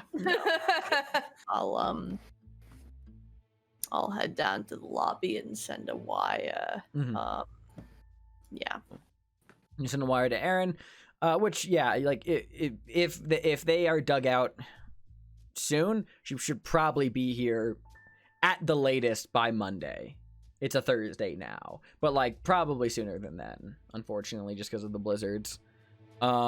Great. Anything else, or shall we jump to that evening when people make their way to the Hotel Chelsea? Have y'all had dinner yet? If we're gonna get into some shit, we might as well have a full stomach. Sure. I'll never turn food down. All right, well, time for an awkward dinner where we prepare for war. I wouldn't put it that far. You never know with Jackson. It's true, we never know with Jackson, but let's think of it more of an expedition than anything else, at least for our own sanity's sake. Smart. All right. Yeah, so you guys have dinner relatively early, time allowing, and then to get to the Hotel Chelsea at 8 p.m., you guys leave the Plaza Hotel. I was gonna ask, how do you get there? But honestly, this is Sybil we're talking about. So if it's not a rented car, it is some kind of like, who are we kidding? It's probably there's probably too many of you to fit in a rented car. So either you can split up, or you can take multiple taxis or an electric trolley. Like there are options of travel in New York. Yeah, we can just split up. Yeah, you guys take your own various means to make it down. New York is very accessible, but you guys move down from the Plaza Hotel from its lofty position, one might say, at Grand Army Plaza, winding down to the neighborhood of Chelsea, down on West 23rd Street between 7th and 8th Avenues. And each and every one of you come outside a 12-story red brick edifice with a magnificent staircase and a large neon light bulb, I should say, sign that hangs off the front of the building that says the Hotel Chelsea. And you guys make your way inside. You can already tell that this place is very bohemian, very popular with artists, artistically minded people like writers, musicians. Several people are probably like long-term residents here. Like people like live in this hotel. There's like art hanging off various bits of the walls. And it seems to be, much to some relief, a very enlightened establishment. The Hotel Chelsea seems to be welcoming to all. You see a vast assortment of people around here, and it is a nice joint. It's not like a seedier place. But are you guys just making straight up for room 410, or? Well, I always ask the question. Mm. Are we being followed? I'd say that I'll have Sybil's check carry over, just that with a general awareness that doesn't look like you guys have been followed on so far. Like you don't feel anyone's looking at you, you don't feel anyone following you. Like Sybil's got your back right now. Okay. Then fuck yeah. Let's not beat around the bush, especially not hang around where people can start following us. Yeah. You guys wind up through the interior halls of the Hotel Chelsea up to the 4th floor, following the line of doors down the kind of dimly lit hallway, room 405, room 406, till eventually you come outside, seeing the numbers kind of hammered into the door, room 410.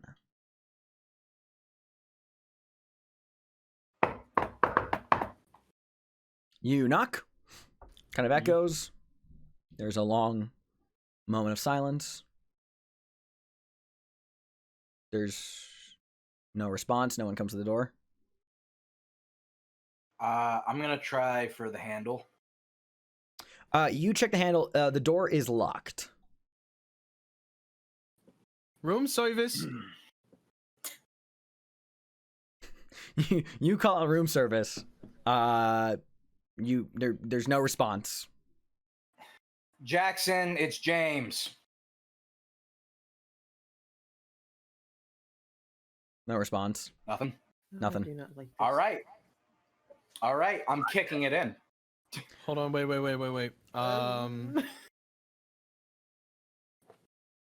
No, we lost him once. Does Morse code count as like a language that I would have to like learn on the side? Yes. Damn it! Unfortunately, like, yes. What if Mason just like Morse codes that shit? However, I would be willing to say that probably Kit and James know Morse code, being soldiers. Yeah. Like, because it makes sense. Like, even though they don't have that on their character sheets, they would have like learned that as soldiers. If you want to do something with Morse code, that is certainly something they could probably help with. Yeah, it looks like James is about to kick in the door. Mason puts a hand on his arm. There are quieter ways to talk to people, and just kind of like gestures like a knocking sound. Okay. All right.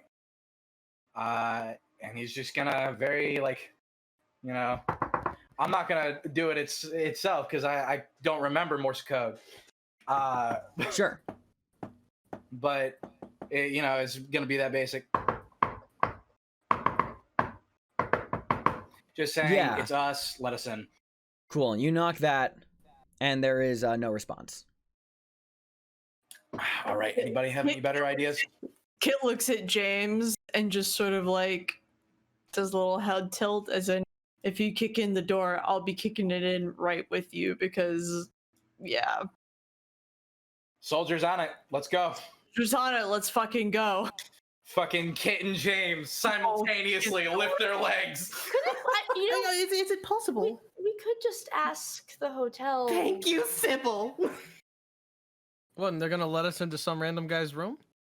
We could very much at least ask if he's, they've seen anyone coming in or out. There are questions we can ask before we just destroy a door, and then we have property damage on our hands. Sybil? If something's happened and no one's answering, they're going to continue not answering long enough for us to go downstairs. You're Like, right. James, like, just, like, turns to Sybil. Sybil, if I break this Yes. door, we can pay for it. But if we make a loud noise, we're gonna attract attention, and the entire point was to not attract attention. Sunil, What'd you you're say? absolutely right. I'm going what's to go the time? ask. It's 8 p.m. It is exactly 8 p.m. Like just like I say a couple minutes after 8. Yeah, by this point. How is the door locked? Is it It's like a bolt, or is it just like click door lock? In this day and age, hotel doors would be locked with it would be like locked. It's not like a deadbolt. You could probably like, it's possible to break these doors down, but they're not like, it's not like clunk clunk clunk clunk. It's not like too complex. You can't do like the card trick to open the door. No, not yet. Not in this day and age. Okay. I'm just I gonna mean, go- oh, sorry, hold on one second. Yeah, Sybil, go ahead. I'm like, I can just go ask them to let us in. Like, you know, we're rich, She is Sybil Cordova. and I'm Sybil Cordova. Yes, You could bribe them. I can. is a bribe good them. I'm gonna tactic. go ask. I'm just gonna Okay. go ask. Okay, I'll be right back. Okay, cool. I'll go with her. Cool. Sybil and Mason, you guys head down to the front desk. And the rest of you are you standing outside room 410? God, I'm sorry to blow the wind out of your sails, but please. I know your kid sort of takes a deep breath. You're absolutely correct. Thank you, Sunil. Thank you. Okay.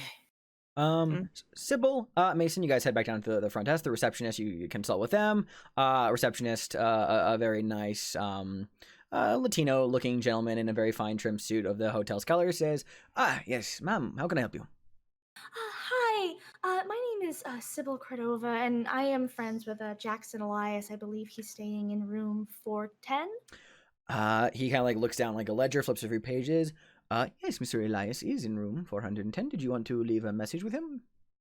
No, so we can't seem to get into the room. He invited us there, but he isn't here yet. I was wondering if it would be possible to get inside and check up on him. I'm gonna ask you, Sybil, to make a charm check. Charm, you say? Oh. You see that the receptionist kind of like nods and says, well, Mr. Elias did mention that he was expecting specific guests. Tell you what, before we do that, how about I call his room first, see if he answers. Could simply be asleep. And failing that, I can get you up in there, no problem. He kind of like Thank you so much. takes out the hotel phone, gives it a ring. For everyone who's upstairs outside the door, you hear the phone ringing inside. It rings and it rings and it rings until it stops. Back down the main desk, the concierge says, no answer. Oh, Donald, would you mind taking Miss, what was your name? Cordova and her associate up to room 410 and unlocking the door, please. The porter says, oh, right away. Takes the key and says, please follow me, ma'am. Thank you. Escort you guys back up. Eventually, for everyone who's upstairs, Sybil and Mason come up with this little bellboy, who like puts the key in the lock, and unlocks it. Steps out and goes, "Oh, there you go, sir. Would there be anything else?" No, that'll be all. Thank you so much. Cool. All right. We're gonna. James, like, the second the door is unlocked, James is making his way in. Yeah, you push open the door. When you push the door open, the first thing you notice is the cold draft of wind, which as you step into Jackson Elias' hotel room, you see this place is in absolute disarray. There are drawers pulled out, luggage is thrown to shit. This place is thoroughly scattered. The back window, the window is wide open, blowing in cold air and snow from outside where the fireplace is stationed, and lying on the bed in a glistening pool of blood is the freshly disemboweled Jackson Elias. You're fucking kidding me. Oh. You killed my man in the first session. How Are you fresh are we, and is he still alive? Because you can be disemboweled and still alive.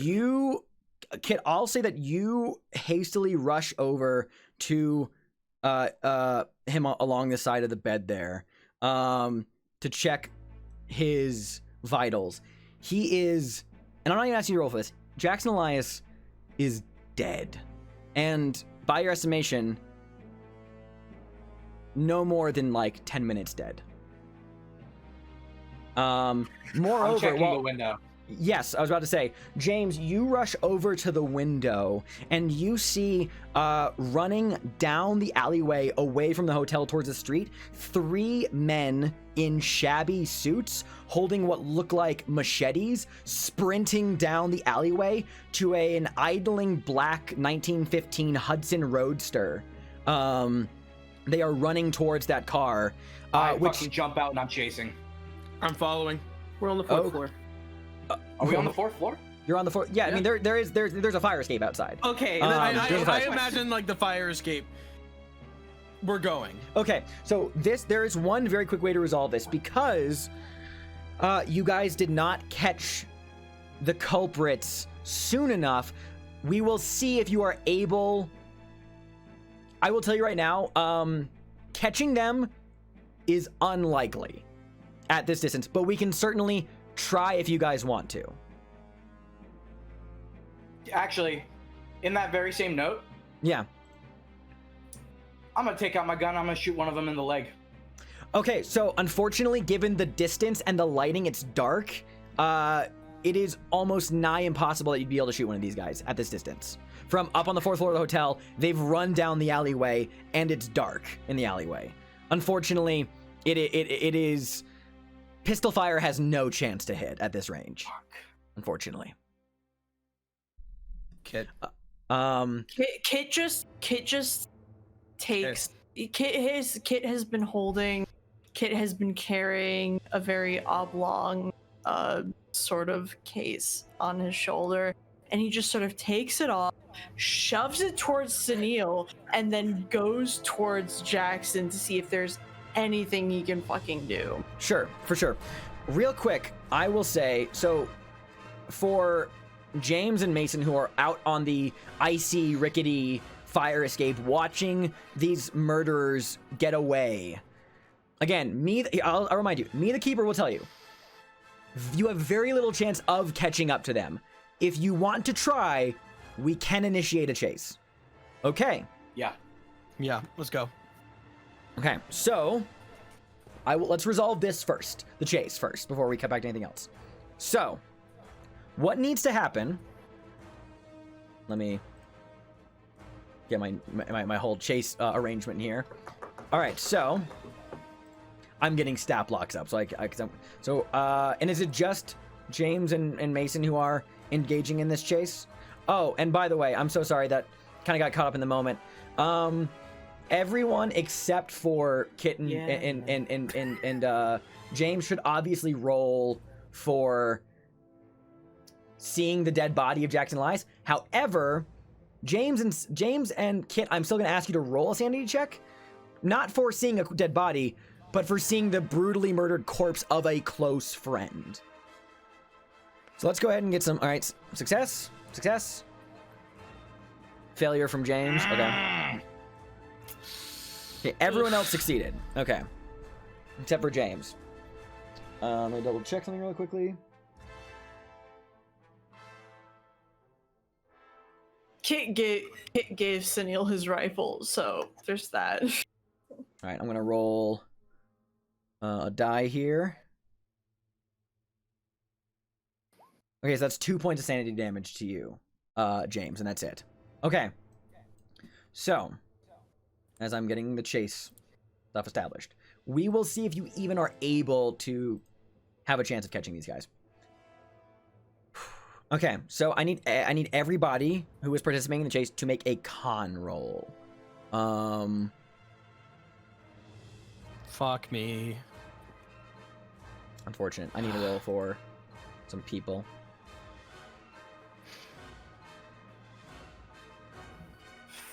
Fuck, dude. Yeah.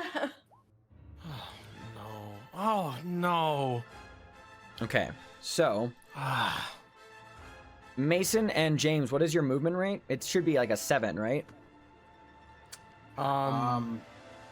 That's in combat. Yeah, my movement rate's a 7.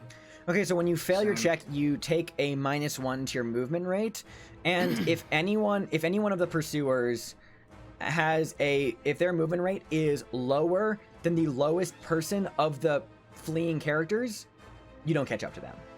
So unfortunately, there's not even a chase sequence activated because they will get away as you two begin to.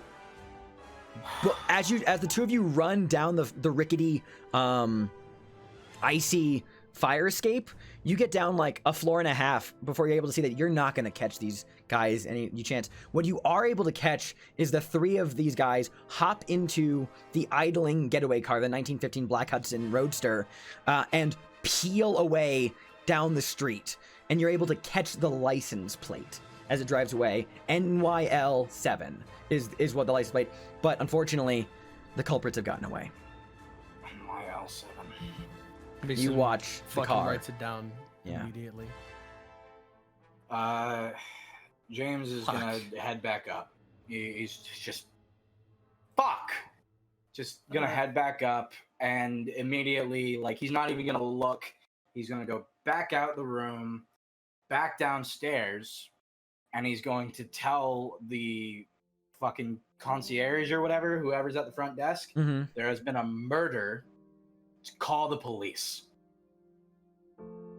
Cool. You walk downstairs. So while that's going on, let's cut over to Kit really quickly, since you had some inquiries. Jackson has been brutally hacked and disemboweled.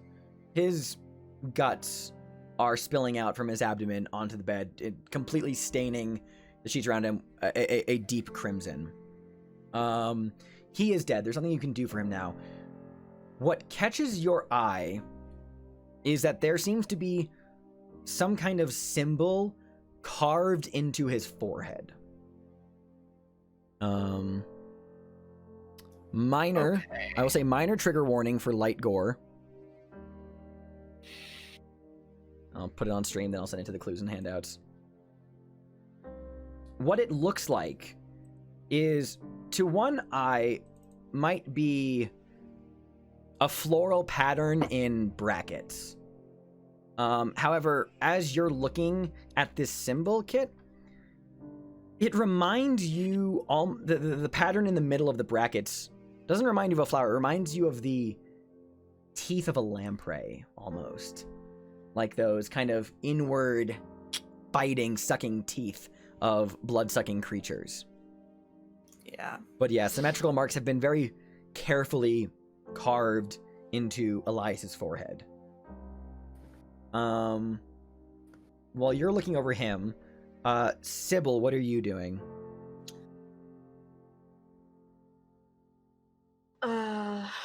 I am looking around the room to see if he's left anything. The room is in absolute shambles, but while, James has run down to get the police involved, Mason... What is Mason doing, actually? He can't bring himself to walk back inside. You He legitimately can't, for like the split second that he saw before he turned his head with barely a split second reaction. He cannot bring himself to go back inside. Absolutely. Like maybe he shambled up the stairs of the fire escape, but he can't climb back into the window. He can't. Mm-hmm. And what's Sunil doing? Sunil is like he's semi just kind of shell shocked for the exact moment. He's looking at the body, then he's looking at Sybil, then he's just like, you need to move. You need to move, Sunil. You need to do something. And God, Eventually, he's taking in the surroundings, if that makes any sense. Absolutely. Okay, so while he's doing that, Sybil, let's answer your question. You start looking around the hotel room just for anything, and this place has been torn apart. You only find a couple things. What first kind of looks like a like a random bit of just junk lying around. There is a matchbook lying here in the room still, for the Stumbling Tiger Bar. The matchbook is empty, but it's listed as an address of 10 Lantern Street. The second thing you find, looking around the room, is there's a book left in here. It is the second volume of Andrew Dixon White's A History of the Warfare of Science with Theology and Christendom. Something has been inserted into the book to mark the beginning of chapter 14, From Fetish to Hygiene. It's an ordinary, handbill, one of the things to be posted publicly or passed out on the street, advertising a lecture at New York University for the cult of darkness in Polynesia and Southwest Pacific, hosted by Professor Anthony Cowles. But those are the only two things you find left in Jackson's room. Around this time, I'd say after, the time has passed, Kit, you kind of finish up your loose examination of the body. Yeah. Mm-hmm. The police are called, James. They will... Do you wait in the lobby for the police to get here, or do you go back up to meet with your friends? No? Okay. Absolutely. So once they're called, you head back upstairs to Jackson's room to rejoin everyone. Sybil, you're holding the two pieces of interest you found. This can't be it. There has to be something else here. I don't know. James, he's a bit of a blunt motherfucker. He kind of walks up to the body, looks over it. If Kit hasn't done it yet, close his eyes for him. Nah, Kit's done it by now. I figured.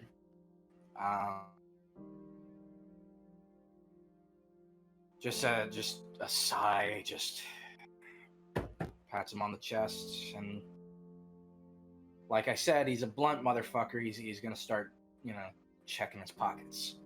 Who answered you, by the way, at the station? Did they give you a name? I think the hotel called once you told them to call the police. He didn't call them personally. Yeah. Also, I say, Kit, that you would know that this is the neighborhood of Chelsea. It's unlikely that your father works out of the Hell's Kitchen precinct. Yeah. This is probably a Chelsea precinct. So I didn't answer. I didn't call the phone. I just told them to call. Nah, you're fine. I'll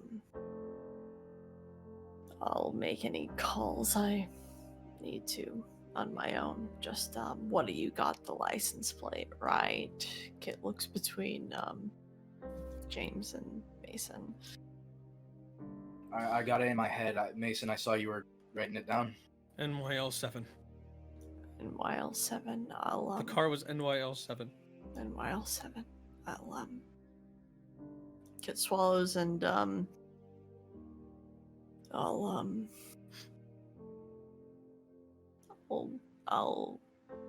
make a few calls. Just Yeah. I'm gonna keep looking around. Yeah. Xander, anything in the pockets? No, nothing in his pockets. Nothing. Not at all. No jacket, anything? Nothing. Fuck. Nothing. Anything in the room? But I'm assuming Sybil. Only the two things Sybil found. They're I'll say free of charge. I'll give you this without a skill roll. This hotel looks like it was turned upside down. His briefcases, his bags, his belongings all been tossed asunder. if there was anything else in here, which it looks like there should be, his assailants probably took off with it. Did they drop anything on the way out? No. James, he's gonna take the the blanket that goes to the bed, and he's just gonna cover that over. Absolutely. And Well, then yeah. he's gonna go back to the window, just kind of walk over, peer outside. You see people walking on the sidewalk back at the main road, the alleyway cluttered with trash, and the snowfall that falls from the sky. Mason, I covered it up. Come on. I know. Okay. Okay. James is gonna, kind of reach around the window where I assume Mason is kind of up against the wall, and he's hand on his chest. Come on. Police are gonna be here any minute. They're gonna ask us some questions. Okay. Let's get out of here. Okay. Sunil, Sybil. Come on. I'm sorry I'm sorry we went downstairs. It's okay. It's okay. There ain't no. Should have let you take the door in. We showed up when he asked. There's nothing. Don't worry about it. Come on. Out the room. Okay. Everybody, out the fucking room. Shortly thereafter, two uniformed policemen attend the scene. They lightly interview you about the murder scene, but they also inform you that a homicide detective is on the way. And after about 45 minutes after like those first two policemen show up, a new man arrives on the scene. I'll put this up on the stream and I'll just share you guys the artwork of him later. But this gentleman walks up. He is a heavyset man, the muscle of his youth beginning to turn to fat. A dark complexion and brown hair, which he wears slicked back. Wears a very neat suit, very well kept, but it's starting to like fit him a bit poorly due to what looks like recent weight gain. And he kind of steps in and introduces himself, says, good evening, folks. I'm Lieutenant Martin Poole of the New York City Police Department. I'm a homicide detective. I am from Precinct 7A here in Chelsea. I understand these officers already asked you a few questions, but I'm hoping to interview you myself. Is that all right? All right. Mason nods. All right. So, may I first inquire what it is you folks were doing here when this crime transpired? Well, James is the one speaking up because he feels like he's probably the most put together, even though he's kind of not. We're friends of the victim, and he had called us in today. Called you in for what? You know what? Here's what I'm gonna say real quick, just for a bit of flavor. If anyone speaks up individually, we're like, think of it like cutting between people. He's interviewing everybody individually on site, but like we're not gonna go like one by one here in the role play. Feel free to answer and then just kind of like cutting between the different interviews. So yeah. So he asked that question. Well, he had some kind of expedition or whatever he wanted to do. We're friends of his. He likes to share these kinds of things with us. He wanted us all to meet up in New York, have lunch, talk. He wanted you all to meet up in New York, so you're not all local to the city then? And whereabouts are you Oh. folks coming from? Baltimore. Los Angeles. London. London. You've come a long way. What, I see. And do you mind if I ask, do you know the particulars of what your friend wanted to see you for? Or was No, this a social no. call? We didn't really know yet. I see. And so what happened? I spoke briefly with the hotel's concierge downstairs. I'm told that two of you came downstairs and asked for a key to the room after not getting a response. That's correct. Yes. Yes.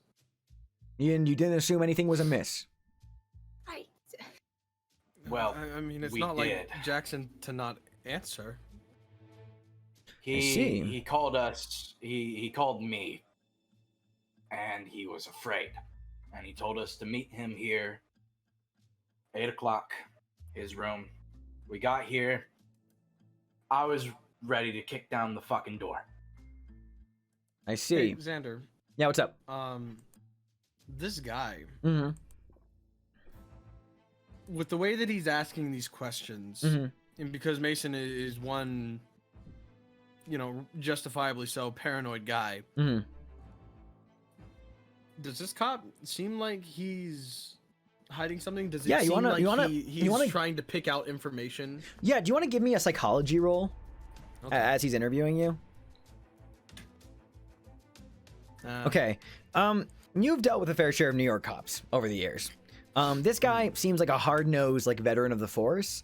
His questions are intense, but if he has a deeper motive than that, you're kind of in the throes of grief at the moment. It's hard for you to get a strong read on him. He continues his interviews. So you got the key to the room, and then you open the door. And what happened next? We found him. We found him. Understood. And like we that. found more. You found more. Would you care to elaborate on that, please, sir? Out the window, 3 motherfuckers carrying machetes, running down the fucking alley. Mason, you wrote down the thing, right? They got into a nice shiny car with a license plate NYL7. NYL7. He kind of like makes a note of that in his little notebook. All right, thank you. I'll keep that in mind. Now, so you saw these 3 culprits running away down the alleyway into a car. Did you get the model? You mentioned it before, Xander. That was a 1915 black Hudson Roadster. So you share that, and he goes, "Okay, I see. Well, Yeah. All right. Well, thank you very much. We'll be taking it from here. Please, you're not suspects, and my condolences to each and every one of you. But just if you could stay in town, just so if I could reach out to you if there's any additional information on the case, we'd like that. That would be most helpful." He says, "As far as I'm concerned, we'll take it over from here. You're all free to go." He pauses real quick. And all of you like introduce yourself at this point, I'm sure, to Lieutenant Poole. And he kind of like pulls, as you guys are like turning away if you choose to, he kind of says, "Dr. Sullivan, do you mind if I speak with you for a moment?" No, I don't mind at all. What can I Yeah, help he, you like, with, Mr. Gestures you Poole? off to the side. You said your name was Kit Sullivan, yeah? Yeah. He Kit like tucks his Sullivan. writing pen like away in like a pocket of jacket. "Are you Sergeant Ryan Sullivan's boy?" Yeah, that would be me.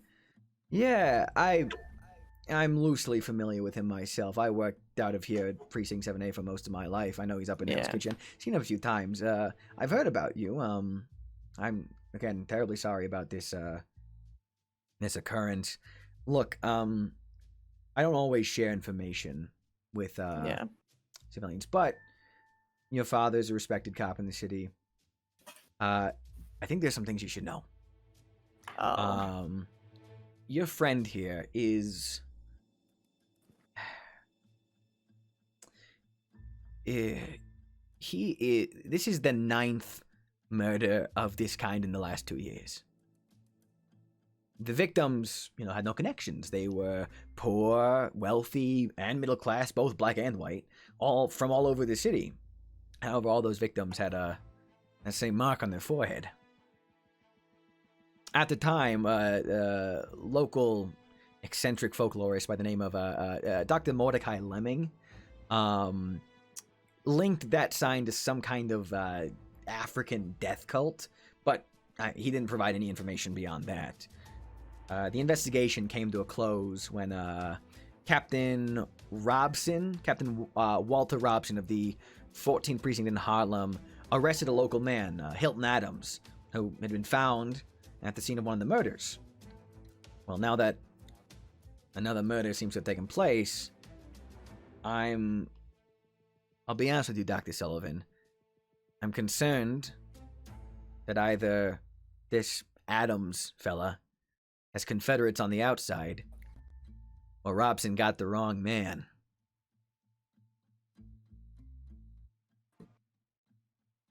Well, Kit takes a breath and just sort of,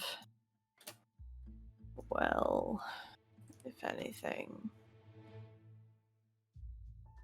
I don't really know what sort of dealings you've had with my father, but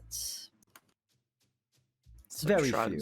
But I will, if I see him again, I will certainly, send him your regards if you don't see him then. Yeah, well, I presume I'll see him sooner rather than later, but if anything, how Kid sort of tilts his head a little bit. How limited are you when it comes to this Hilton Adams? I'm afraid it's not. I don't know a lot about the case personally. That's up in Harlem. That was Captain Robson. Robson, he's well, all the same. I know very little about the Adams case, but I'm sure that you could find the details. It was widely publicized in the newspapers. Feel free to look around, and that's about all I can offer you in that regard. Thank you. He kind of pauses and just kind of says, I'm just taking a stab in the dark here. And Dr. Sullivan, I am a rational man. I've been on the force for many years. Let's just say many years. I've seen the worst the city has to offer, but yeah. I consider myself rational. Given what I've noticed from the scene of your friend here, it looks like these killings may not be as random as we first thought, given this new evidence. Little evidence, I should specify, but all the same. Your friend Elias, from what I've asked, he kind of refers to his note, seems like a kind of guy who probes around a lot of questions, yeah? Yeah, I'd say that. Seems like the victims may have learned too much about something, I don't know, but I'm reticent to say even that, but that's what it seems like to me. Well, yeah. You make sure that you and your friends get home safe. And we'll contact you if we have any additional questions or information to present to you. Is there a place we can reach you? Are you all located at the plaza? Yes, sir. We are all located at the plaza, and Kit will give specifically his own room as a point of contact. Swanky joint. All right, well. Yeah. Dr. Sullivan, thank you for your time, and once again, my deepest condolences. You make sure you and your friends get home, get to your accommodations nice and safe, and stay warm out there. Yeah. Thank you, Lieutenant Poole. I very, very much appreciate it. Yeah, and if you ever need to talk to me directly, you can find me at Precinct 7A here in Chelsea. Yeah, gotcha. Thanks. All right. He holds out his hand to shake yours.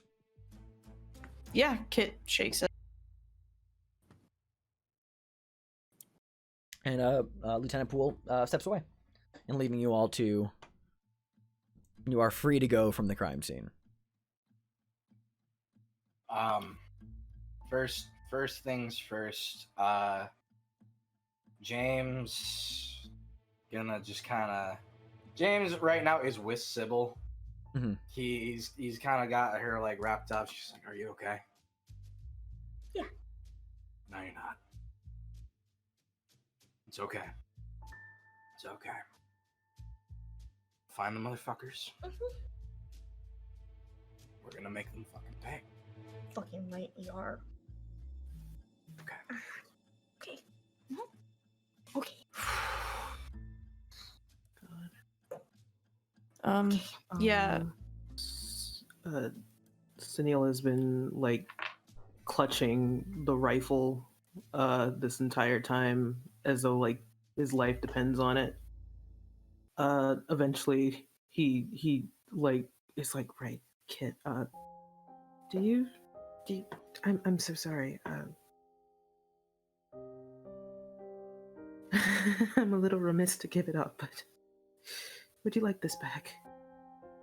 No, yeah, sure. Kid's practically just come back into the room after his discussion with Lieutenant Poole, but he takes it back and he slings it across his shoulder and he sort of looks at Sunil and says,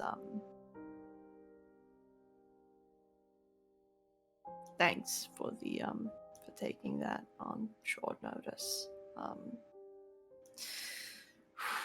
I should go break the news to everyone else. Kid sort of pauses before he goes and just looks at Sunil and just, are you all right? I just keep having to think at least a little logically. I feel to some extent at least responsible for them getting away, but I also know that on some level we didn't hear a scream. He was probably already gone by the time, but they were probably dead. I'll be fine. Thank you. Yeah. Kid sort of nods. No, you're right. He was at least 10-15 minutes gone by the time we got it. So you're it's there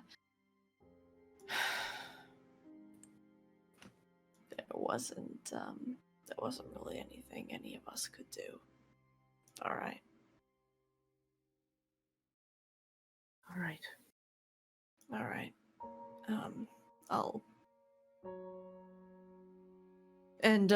Kit will sort of gather everyone and tell them what Lieutenant Poole said, and sort of towards the end of it, sort of just pause and sort of, well, I'm gonna have to I'm gonna make a few calls of my own locally, but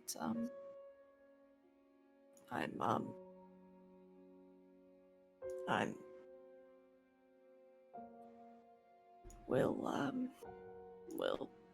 figure this out, all right? Yeah. Yeah. Yeah.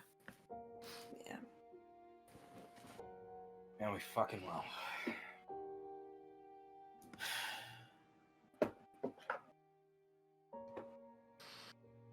Everyone finds their way back to their individual accommodations at the end of the night.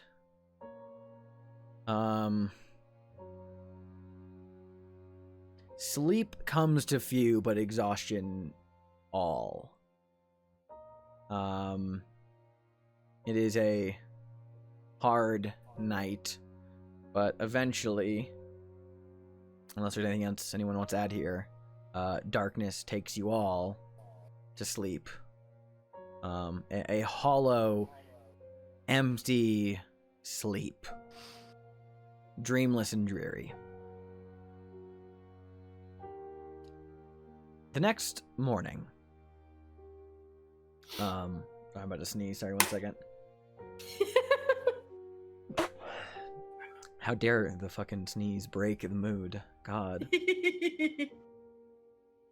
The next morning, for anyone who checks the papers, flipping through it finds an article has been written about Jackson's death in the papers that next morning.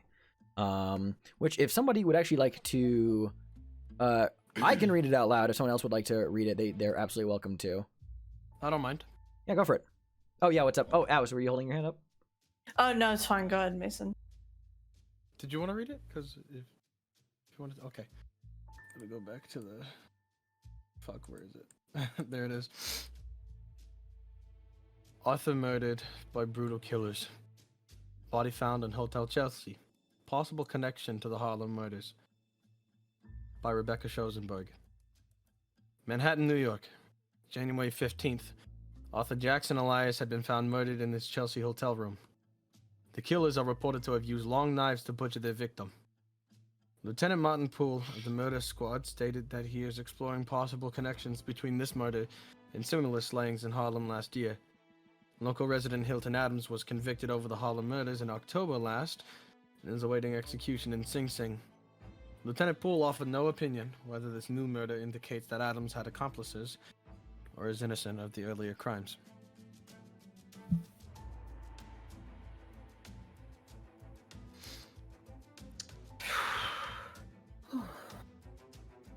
Additionally, there is also a notice in Jackson Elias's obituary that's published in adjacent to this article, that there's a notice that there will be a non-denominational funeral held in Cypress Hill Cemetery in Brooklyn the next day, so tomorrow.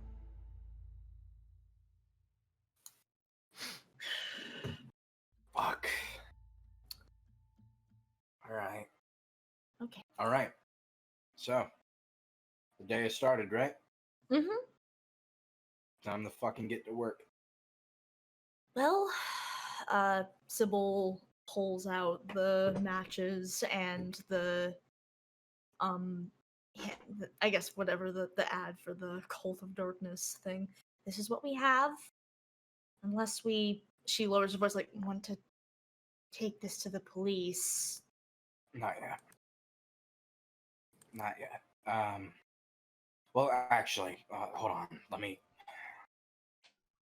write it all down, and then we can hand it over. Anybody working toward this, the better. Hmm. And he's just gonna write down, all the information off of both things, and we'll probably later that morning turn that into the police. Mm-hmm. Okay, so you'll make a noted copy of both things, and then turn them over to the police. Very loosely questioned about like why you're handing them over. You can, and you probably just give the excuse of, oh, like we thought it was just junk at the scene, but might be relevant. We were in shock. We were in grief. Yeah. We just grabbed what we saw and didn't think about it. Yeah, you don't get too severely questioned about that. They take it from you though, and that is that. Yeah. So really, what avenues do people want? What do people want to do today? Everyone is welcome to, and it could just simply be nothing, But I know that you all have a drive to look into the murder of a close friend. I would actually say that before Sybil and James go and like turn those things in, they probably have a meeting. Mm-hmm. Probably over like breakfast or whatever. Yeah. Just everyone gathered up. Hmm. So. Yeah. So. How's everyone doing?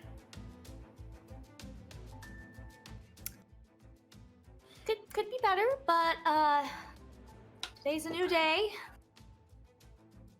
It's a new Mason? day to kick some ass. Yeah, sure. Yeah. Mason? You alright? So no? Mason's just kind of looking at the the information that we have presented, did we happen to get like a scribble of some kind of Jackson Elias's head wound? Yeah, I'd say that. I think it's reasonable that Kit probably would have made note of that. Yeah. Okay. Yeah. Now, here's a weird question. Yeah. Did anybody that they passed, whether it be the fella at the desk or anyone immediate that they talked to, possibly the detective, did anyone have a tattoo of any kind or maybe a scar of something that looked like that? So you definitely didn't see any tattoos. However, what gets you, Mason, and I'm glad you brought this up, is that something's nagging at you about this tattoo. That marking. And you were deeply distracted yesterday. But now that you're kind of like had like some sleep, you were thinking over in it. It's not the same, but something about the marking reminds you of the tattoo on Augustus Larkin's chest.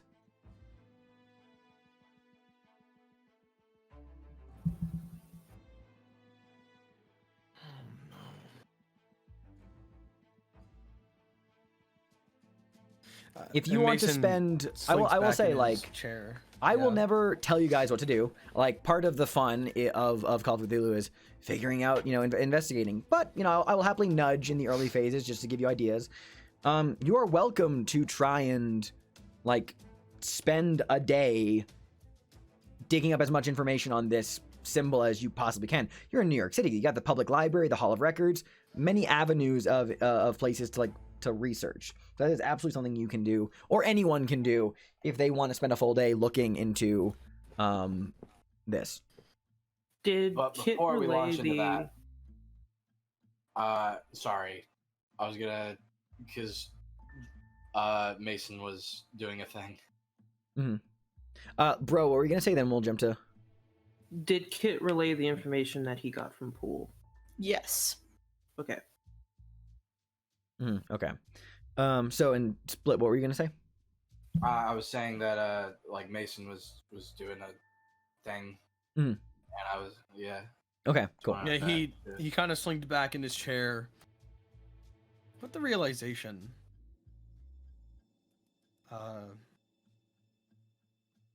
He kind of relays the kind of tattoo on Larkin's chest in somewhat detail. He's familiar with Larkin. He knows that they're not the same, but they're pretty fucking similar. Now, I also have another question. Mm-hmm. The crawling one that we saw. Yes. I saw its mouth, right? Yeah. Okay. Now my next question: was it?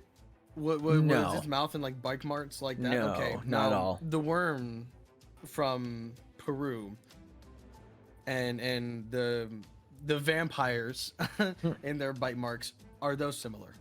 Well, yeah, I mean, there's a degree of similarity. I'd say that if Kit pointed out the whole like lamprey like thing he saw, like, and it's the similarity is there, but it's not like outright like obvious similarity. Like the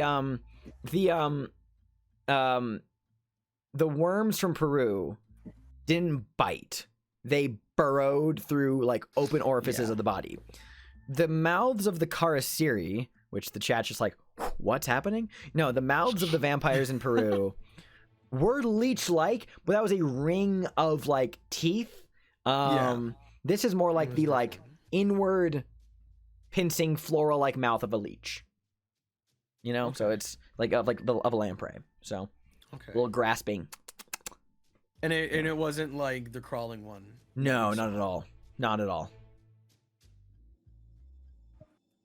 Mason relays that, the whole tattoo situation thing, because he's kind of connecting that our interaction with Peru is probably connected. Shit. good. The vampires are back. Oh, I don't think good. so. I can't wait to fucking meet them.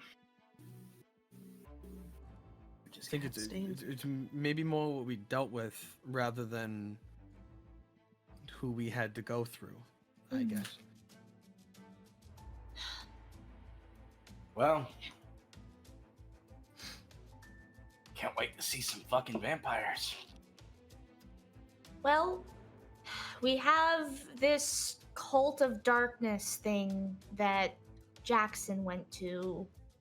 Something about Polynesia and the West Pacific.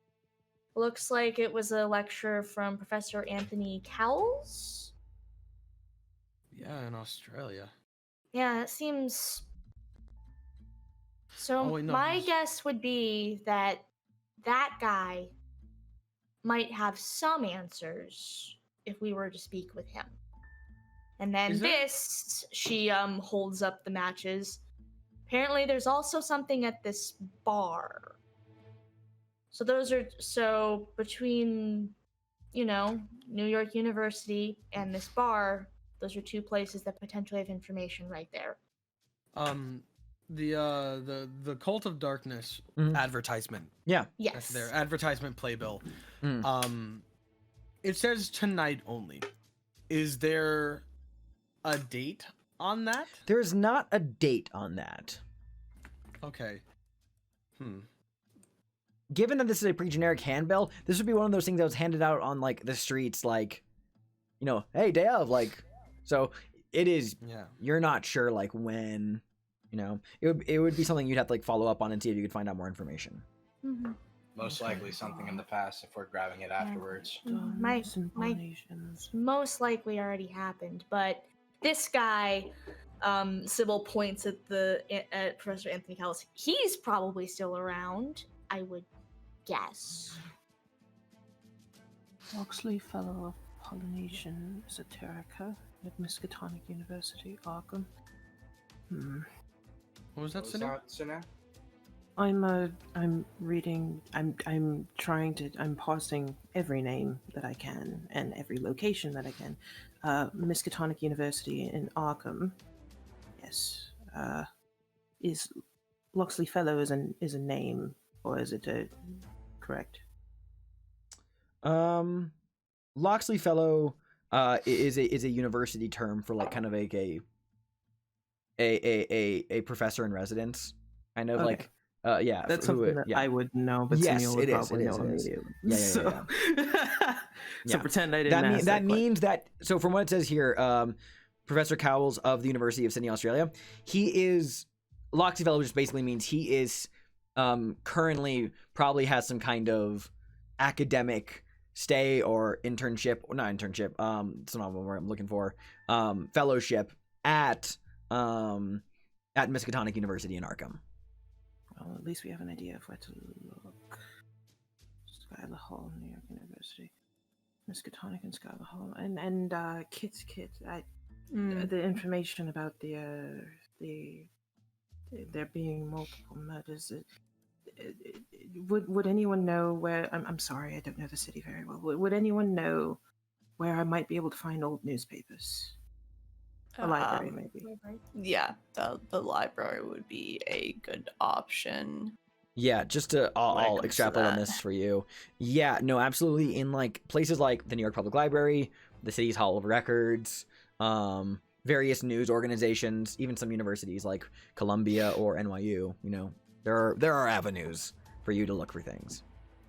Right, there's Sunil is basically I'm playing it out, but just understand that he's basically doing his thing where he just under his breath is trying to put as much this is where I get this information together as possible. So right now what is sticking out to him is I have to pull out the handout again. Hold on, give me a second. Good. Is clearly Professor Anthony Cowles, PhD, Miskatonic, and Schuyler Hall at NYU. Those three things are sticking out. The possibility of getting some newspapers, because apparently this is the 9th time this has happened, and they would have put it in the paper every single time. They might not have put the details in there, but given the fact he's thinking that knowing who, they might be able to start piecing together what these people had in common, as in, did they all go to this, or not this, but like, did they go to things similar? Did they I'm a researcher. I research. It's what I do. Yeah. Absolutely. All right. Does that roughly summarize the things everyone wants to begin looking into? Wants to begin doing with their day? I also Well, who's gonna go ahead? I want to check out this professor, but also, Tiger Bar. Mm-hmm. Want to know what's going on with that, but that all we have is the name of the bar, so And an address, 10 Lantern and Street. an address, yeah. I mean, Okay. I guess to be fair, we can hit up the university in the morning, and bar's not all that interesting until later in the day anyway, right? Right. There's also Alright. the possibility of us splitting up. There is also splitting up. Yes, someone else could go to the bar, but I can probably parse out what's going on at the bar. Someone should look into what that symbol is and who it belongs to. Clearly, they left a mark for a reason. They wanted to leave their mark. So, Well, I'm likely already headed to somewhere to study something, the library, and we might be able to find some sort of information on it if anybody be willing to go with me, so we can double team and do that. I have a question. Yeah, what's up? So the Matchbox, Mhm. the Stumbling Tiger Bar, 10 Mhm. Lantern Street. Mason lives in New York. Yeah. Is there a Lantern Street? In New York?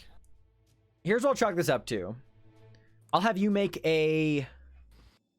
I think this is probably going to be a no roll, a knowledge roll. Let me double check something very quickly, though, on your character sheet. Because knowledge is a... That's an intelligence or an education roll? Oh, sorry. Oh, no, I'm blanking on it because of... fuck, Atlas isn't here to look up the rules. Fuck. Oh no! Hold on, I can look it up. I can look it up. I can do it. I can do it. It's not I on believe the. in you.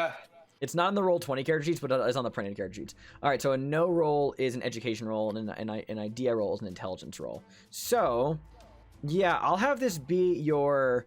This is a knowledge roll. This is to see if you can recall enough information about the city. So yeah, go ahead and roll a. Okay. So this is education. Okay. Okay. I know New York like the back of my hand. The fuck is that? So, if you had failed this, basically it would just mean you would need to like spend more time like looking either in person or like looking up information. This expedites the process, so it doesn't take too much time. It's not like you get it right off the cuff, like because having lived in New York for several years myself, not everyone knows the exact name of every single street. I just wanted to see if I could yes. cheese it. No, you cheese it to a degree is what I'll give you. No, there's actually, if there is a Lantern Street in New York City, there is no Stumbling Tiger Bar in New York City. I don't. Mason looks at this matchbox a little more, notices the word Shanghai, and kind of putting 2 and 2 together, or maybe 3 and 3 together, seeing the art on the matchbox, the name of the bar, the name of the place, and then seeing Shanghai. This matchbox didn't come from America. This is not. I mean, look, and Mason kind of like sets the shit back down. This is not American. Wherever Jackson got this, he didn't get this from here, or any place in New York for that matter. There's no bar here named the Stumbling Tiger. This is in China. I do have to sure beg the question as to why it wouldn't be written in Chinese. Yeah. Americans go to China from time to time. It could have been a tourist thing. Oh no, completely possible. It's just an interesting thought. Let's So say I flip over the matchbox. Mm-hmm. Is there Chinese on the back? No, it's like a blank foldable matchbox. Okay. It just has the decals on the front, and the matchbox itself is empty and like spent. Yeah. Well, it's valuable points on both sides. And James kind of holds out his hand for said matchbox. Hands it off. Either way, I'll look into it. If this ends up being a dud, what's something else I can look into? Just so I don't waste time.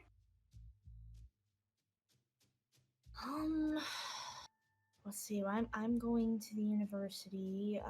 Sunil's going to the library. I believe Kit's making some phone calls and things. Hold on a minute. What are you doing, Mason? The I think telegram. You're Jackson Elias said that he had information concerning the Carlisle expedition. I followed up with it fairly well. I mean, they set out on my birthday, for all I knew. You know, I followed up on that. There was a massacre. Kit, the detective said that there was something about they had a dead end tying it to an African cult, right? This was some Egyptian shit. I remember that. Right. Considered. Yeah. What the fuck does Jackson Elias do for a fucking living? He writes about cults.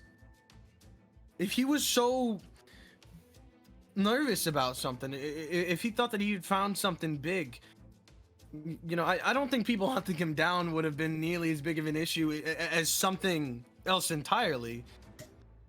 You're right. You're right. I will say, James and Sybil, you two specifically have a brief flashback where you remember your wedding day. You remember receiving a gift from Jackson and a attached letter that he couldn't make it. He sent you guys kind of like this African fertility statue, and he was writing to you guys that he was currently in Africa and wishing you well. He did send us that mask. Not mask. I'm sorry. It was. Statue. I'm thinking yeah. a statue. I'm thinking of a completely separate thing. God. It's okay. Did send us that fertility statue. Very cheeky of him. There was an attached note. There was an attached note that said like even if you're not planning, it's always nice to be prepared. You know. Like he wrote. It was a cheeky note attached to it. Yeah. I'm gonna head back to my apartment and check on some things. Right. Mason, if you happen to come across any kind of newspapers outdated, you know, about the expedition, any articles, anything, search them all, figure out what happened, figure out what we can trace back to it. I'm sure there has to be a library somewhere that has stuff about the Carlisle expedition. I mean that shit was huge when it happened. Like Maybe it go with was all Sunil. in the papers. I could definitely use with the extra hands. And Mason kind of seems a little antsy about it, kind of like pushing. First, I'm gonna go back to my apartment. Of course. Yeah. I'll try to meet you there, you know, eventually. But We'll all split up and we'll all meet back here for dinner. I'll probably cut you off at the university, but yeah. You know, or come meet me at the university. You know, or we can meet lunch. I'm not sure how long this is gonna take. I'm bad at time. we'll see. We'll see. Right. Well, for Jackson. For Jackson. For Jackson. Yeah. All right. With some loose avenues of exploration to begin searching into, the five of you set out to begin looking into whatever it is you've just gotten yourselves involved with. And that is the end of the first episode of Call of Cthulhu, Masks of Nyarlathotep. Thank you so much for joining us. We will see you next week, same time, same place. Until then, Cthulhu Fatagan.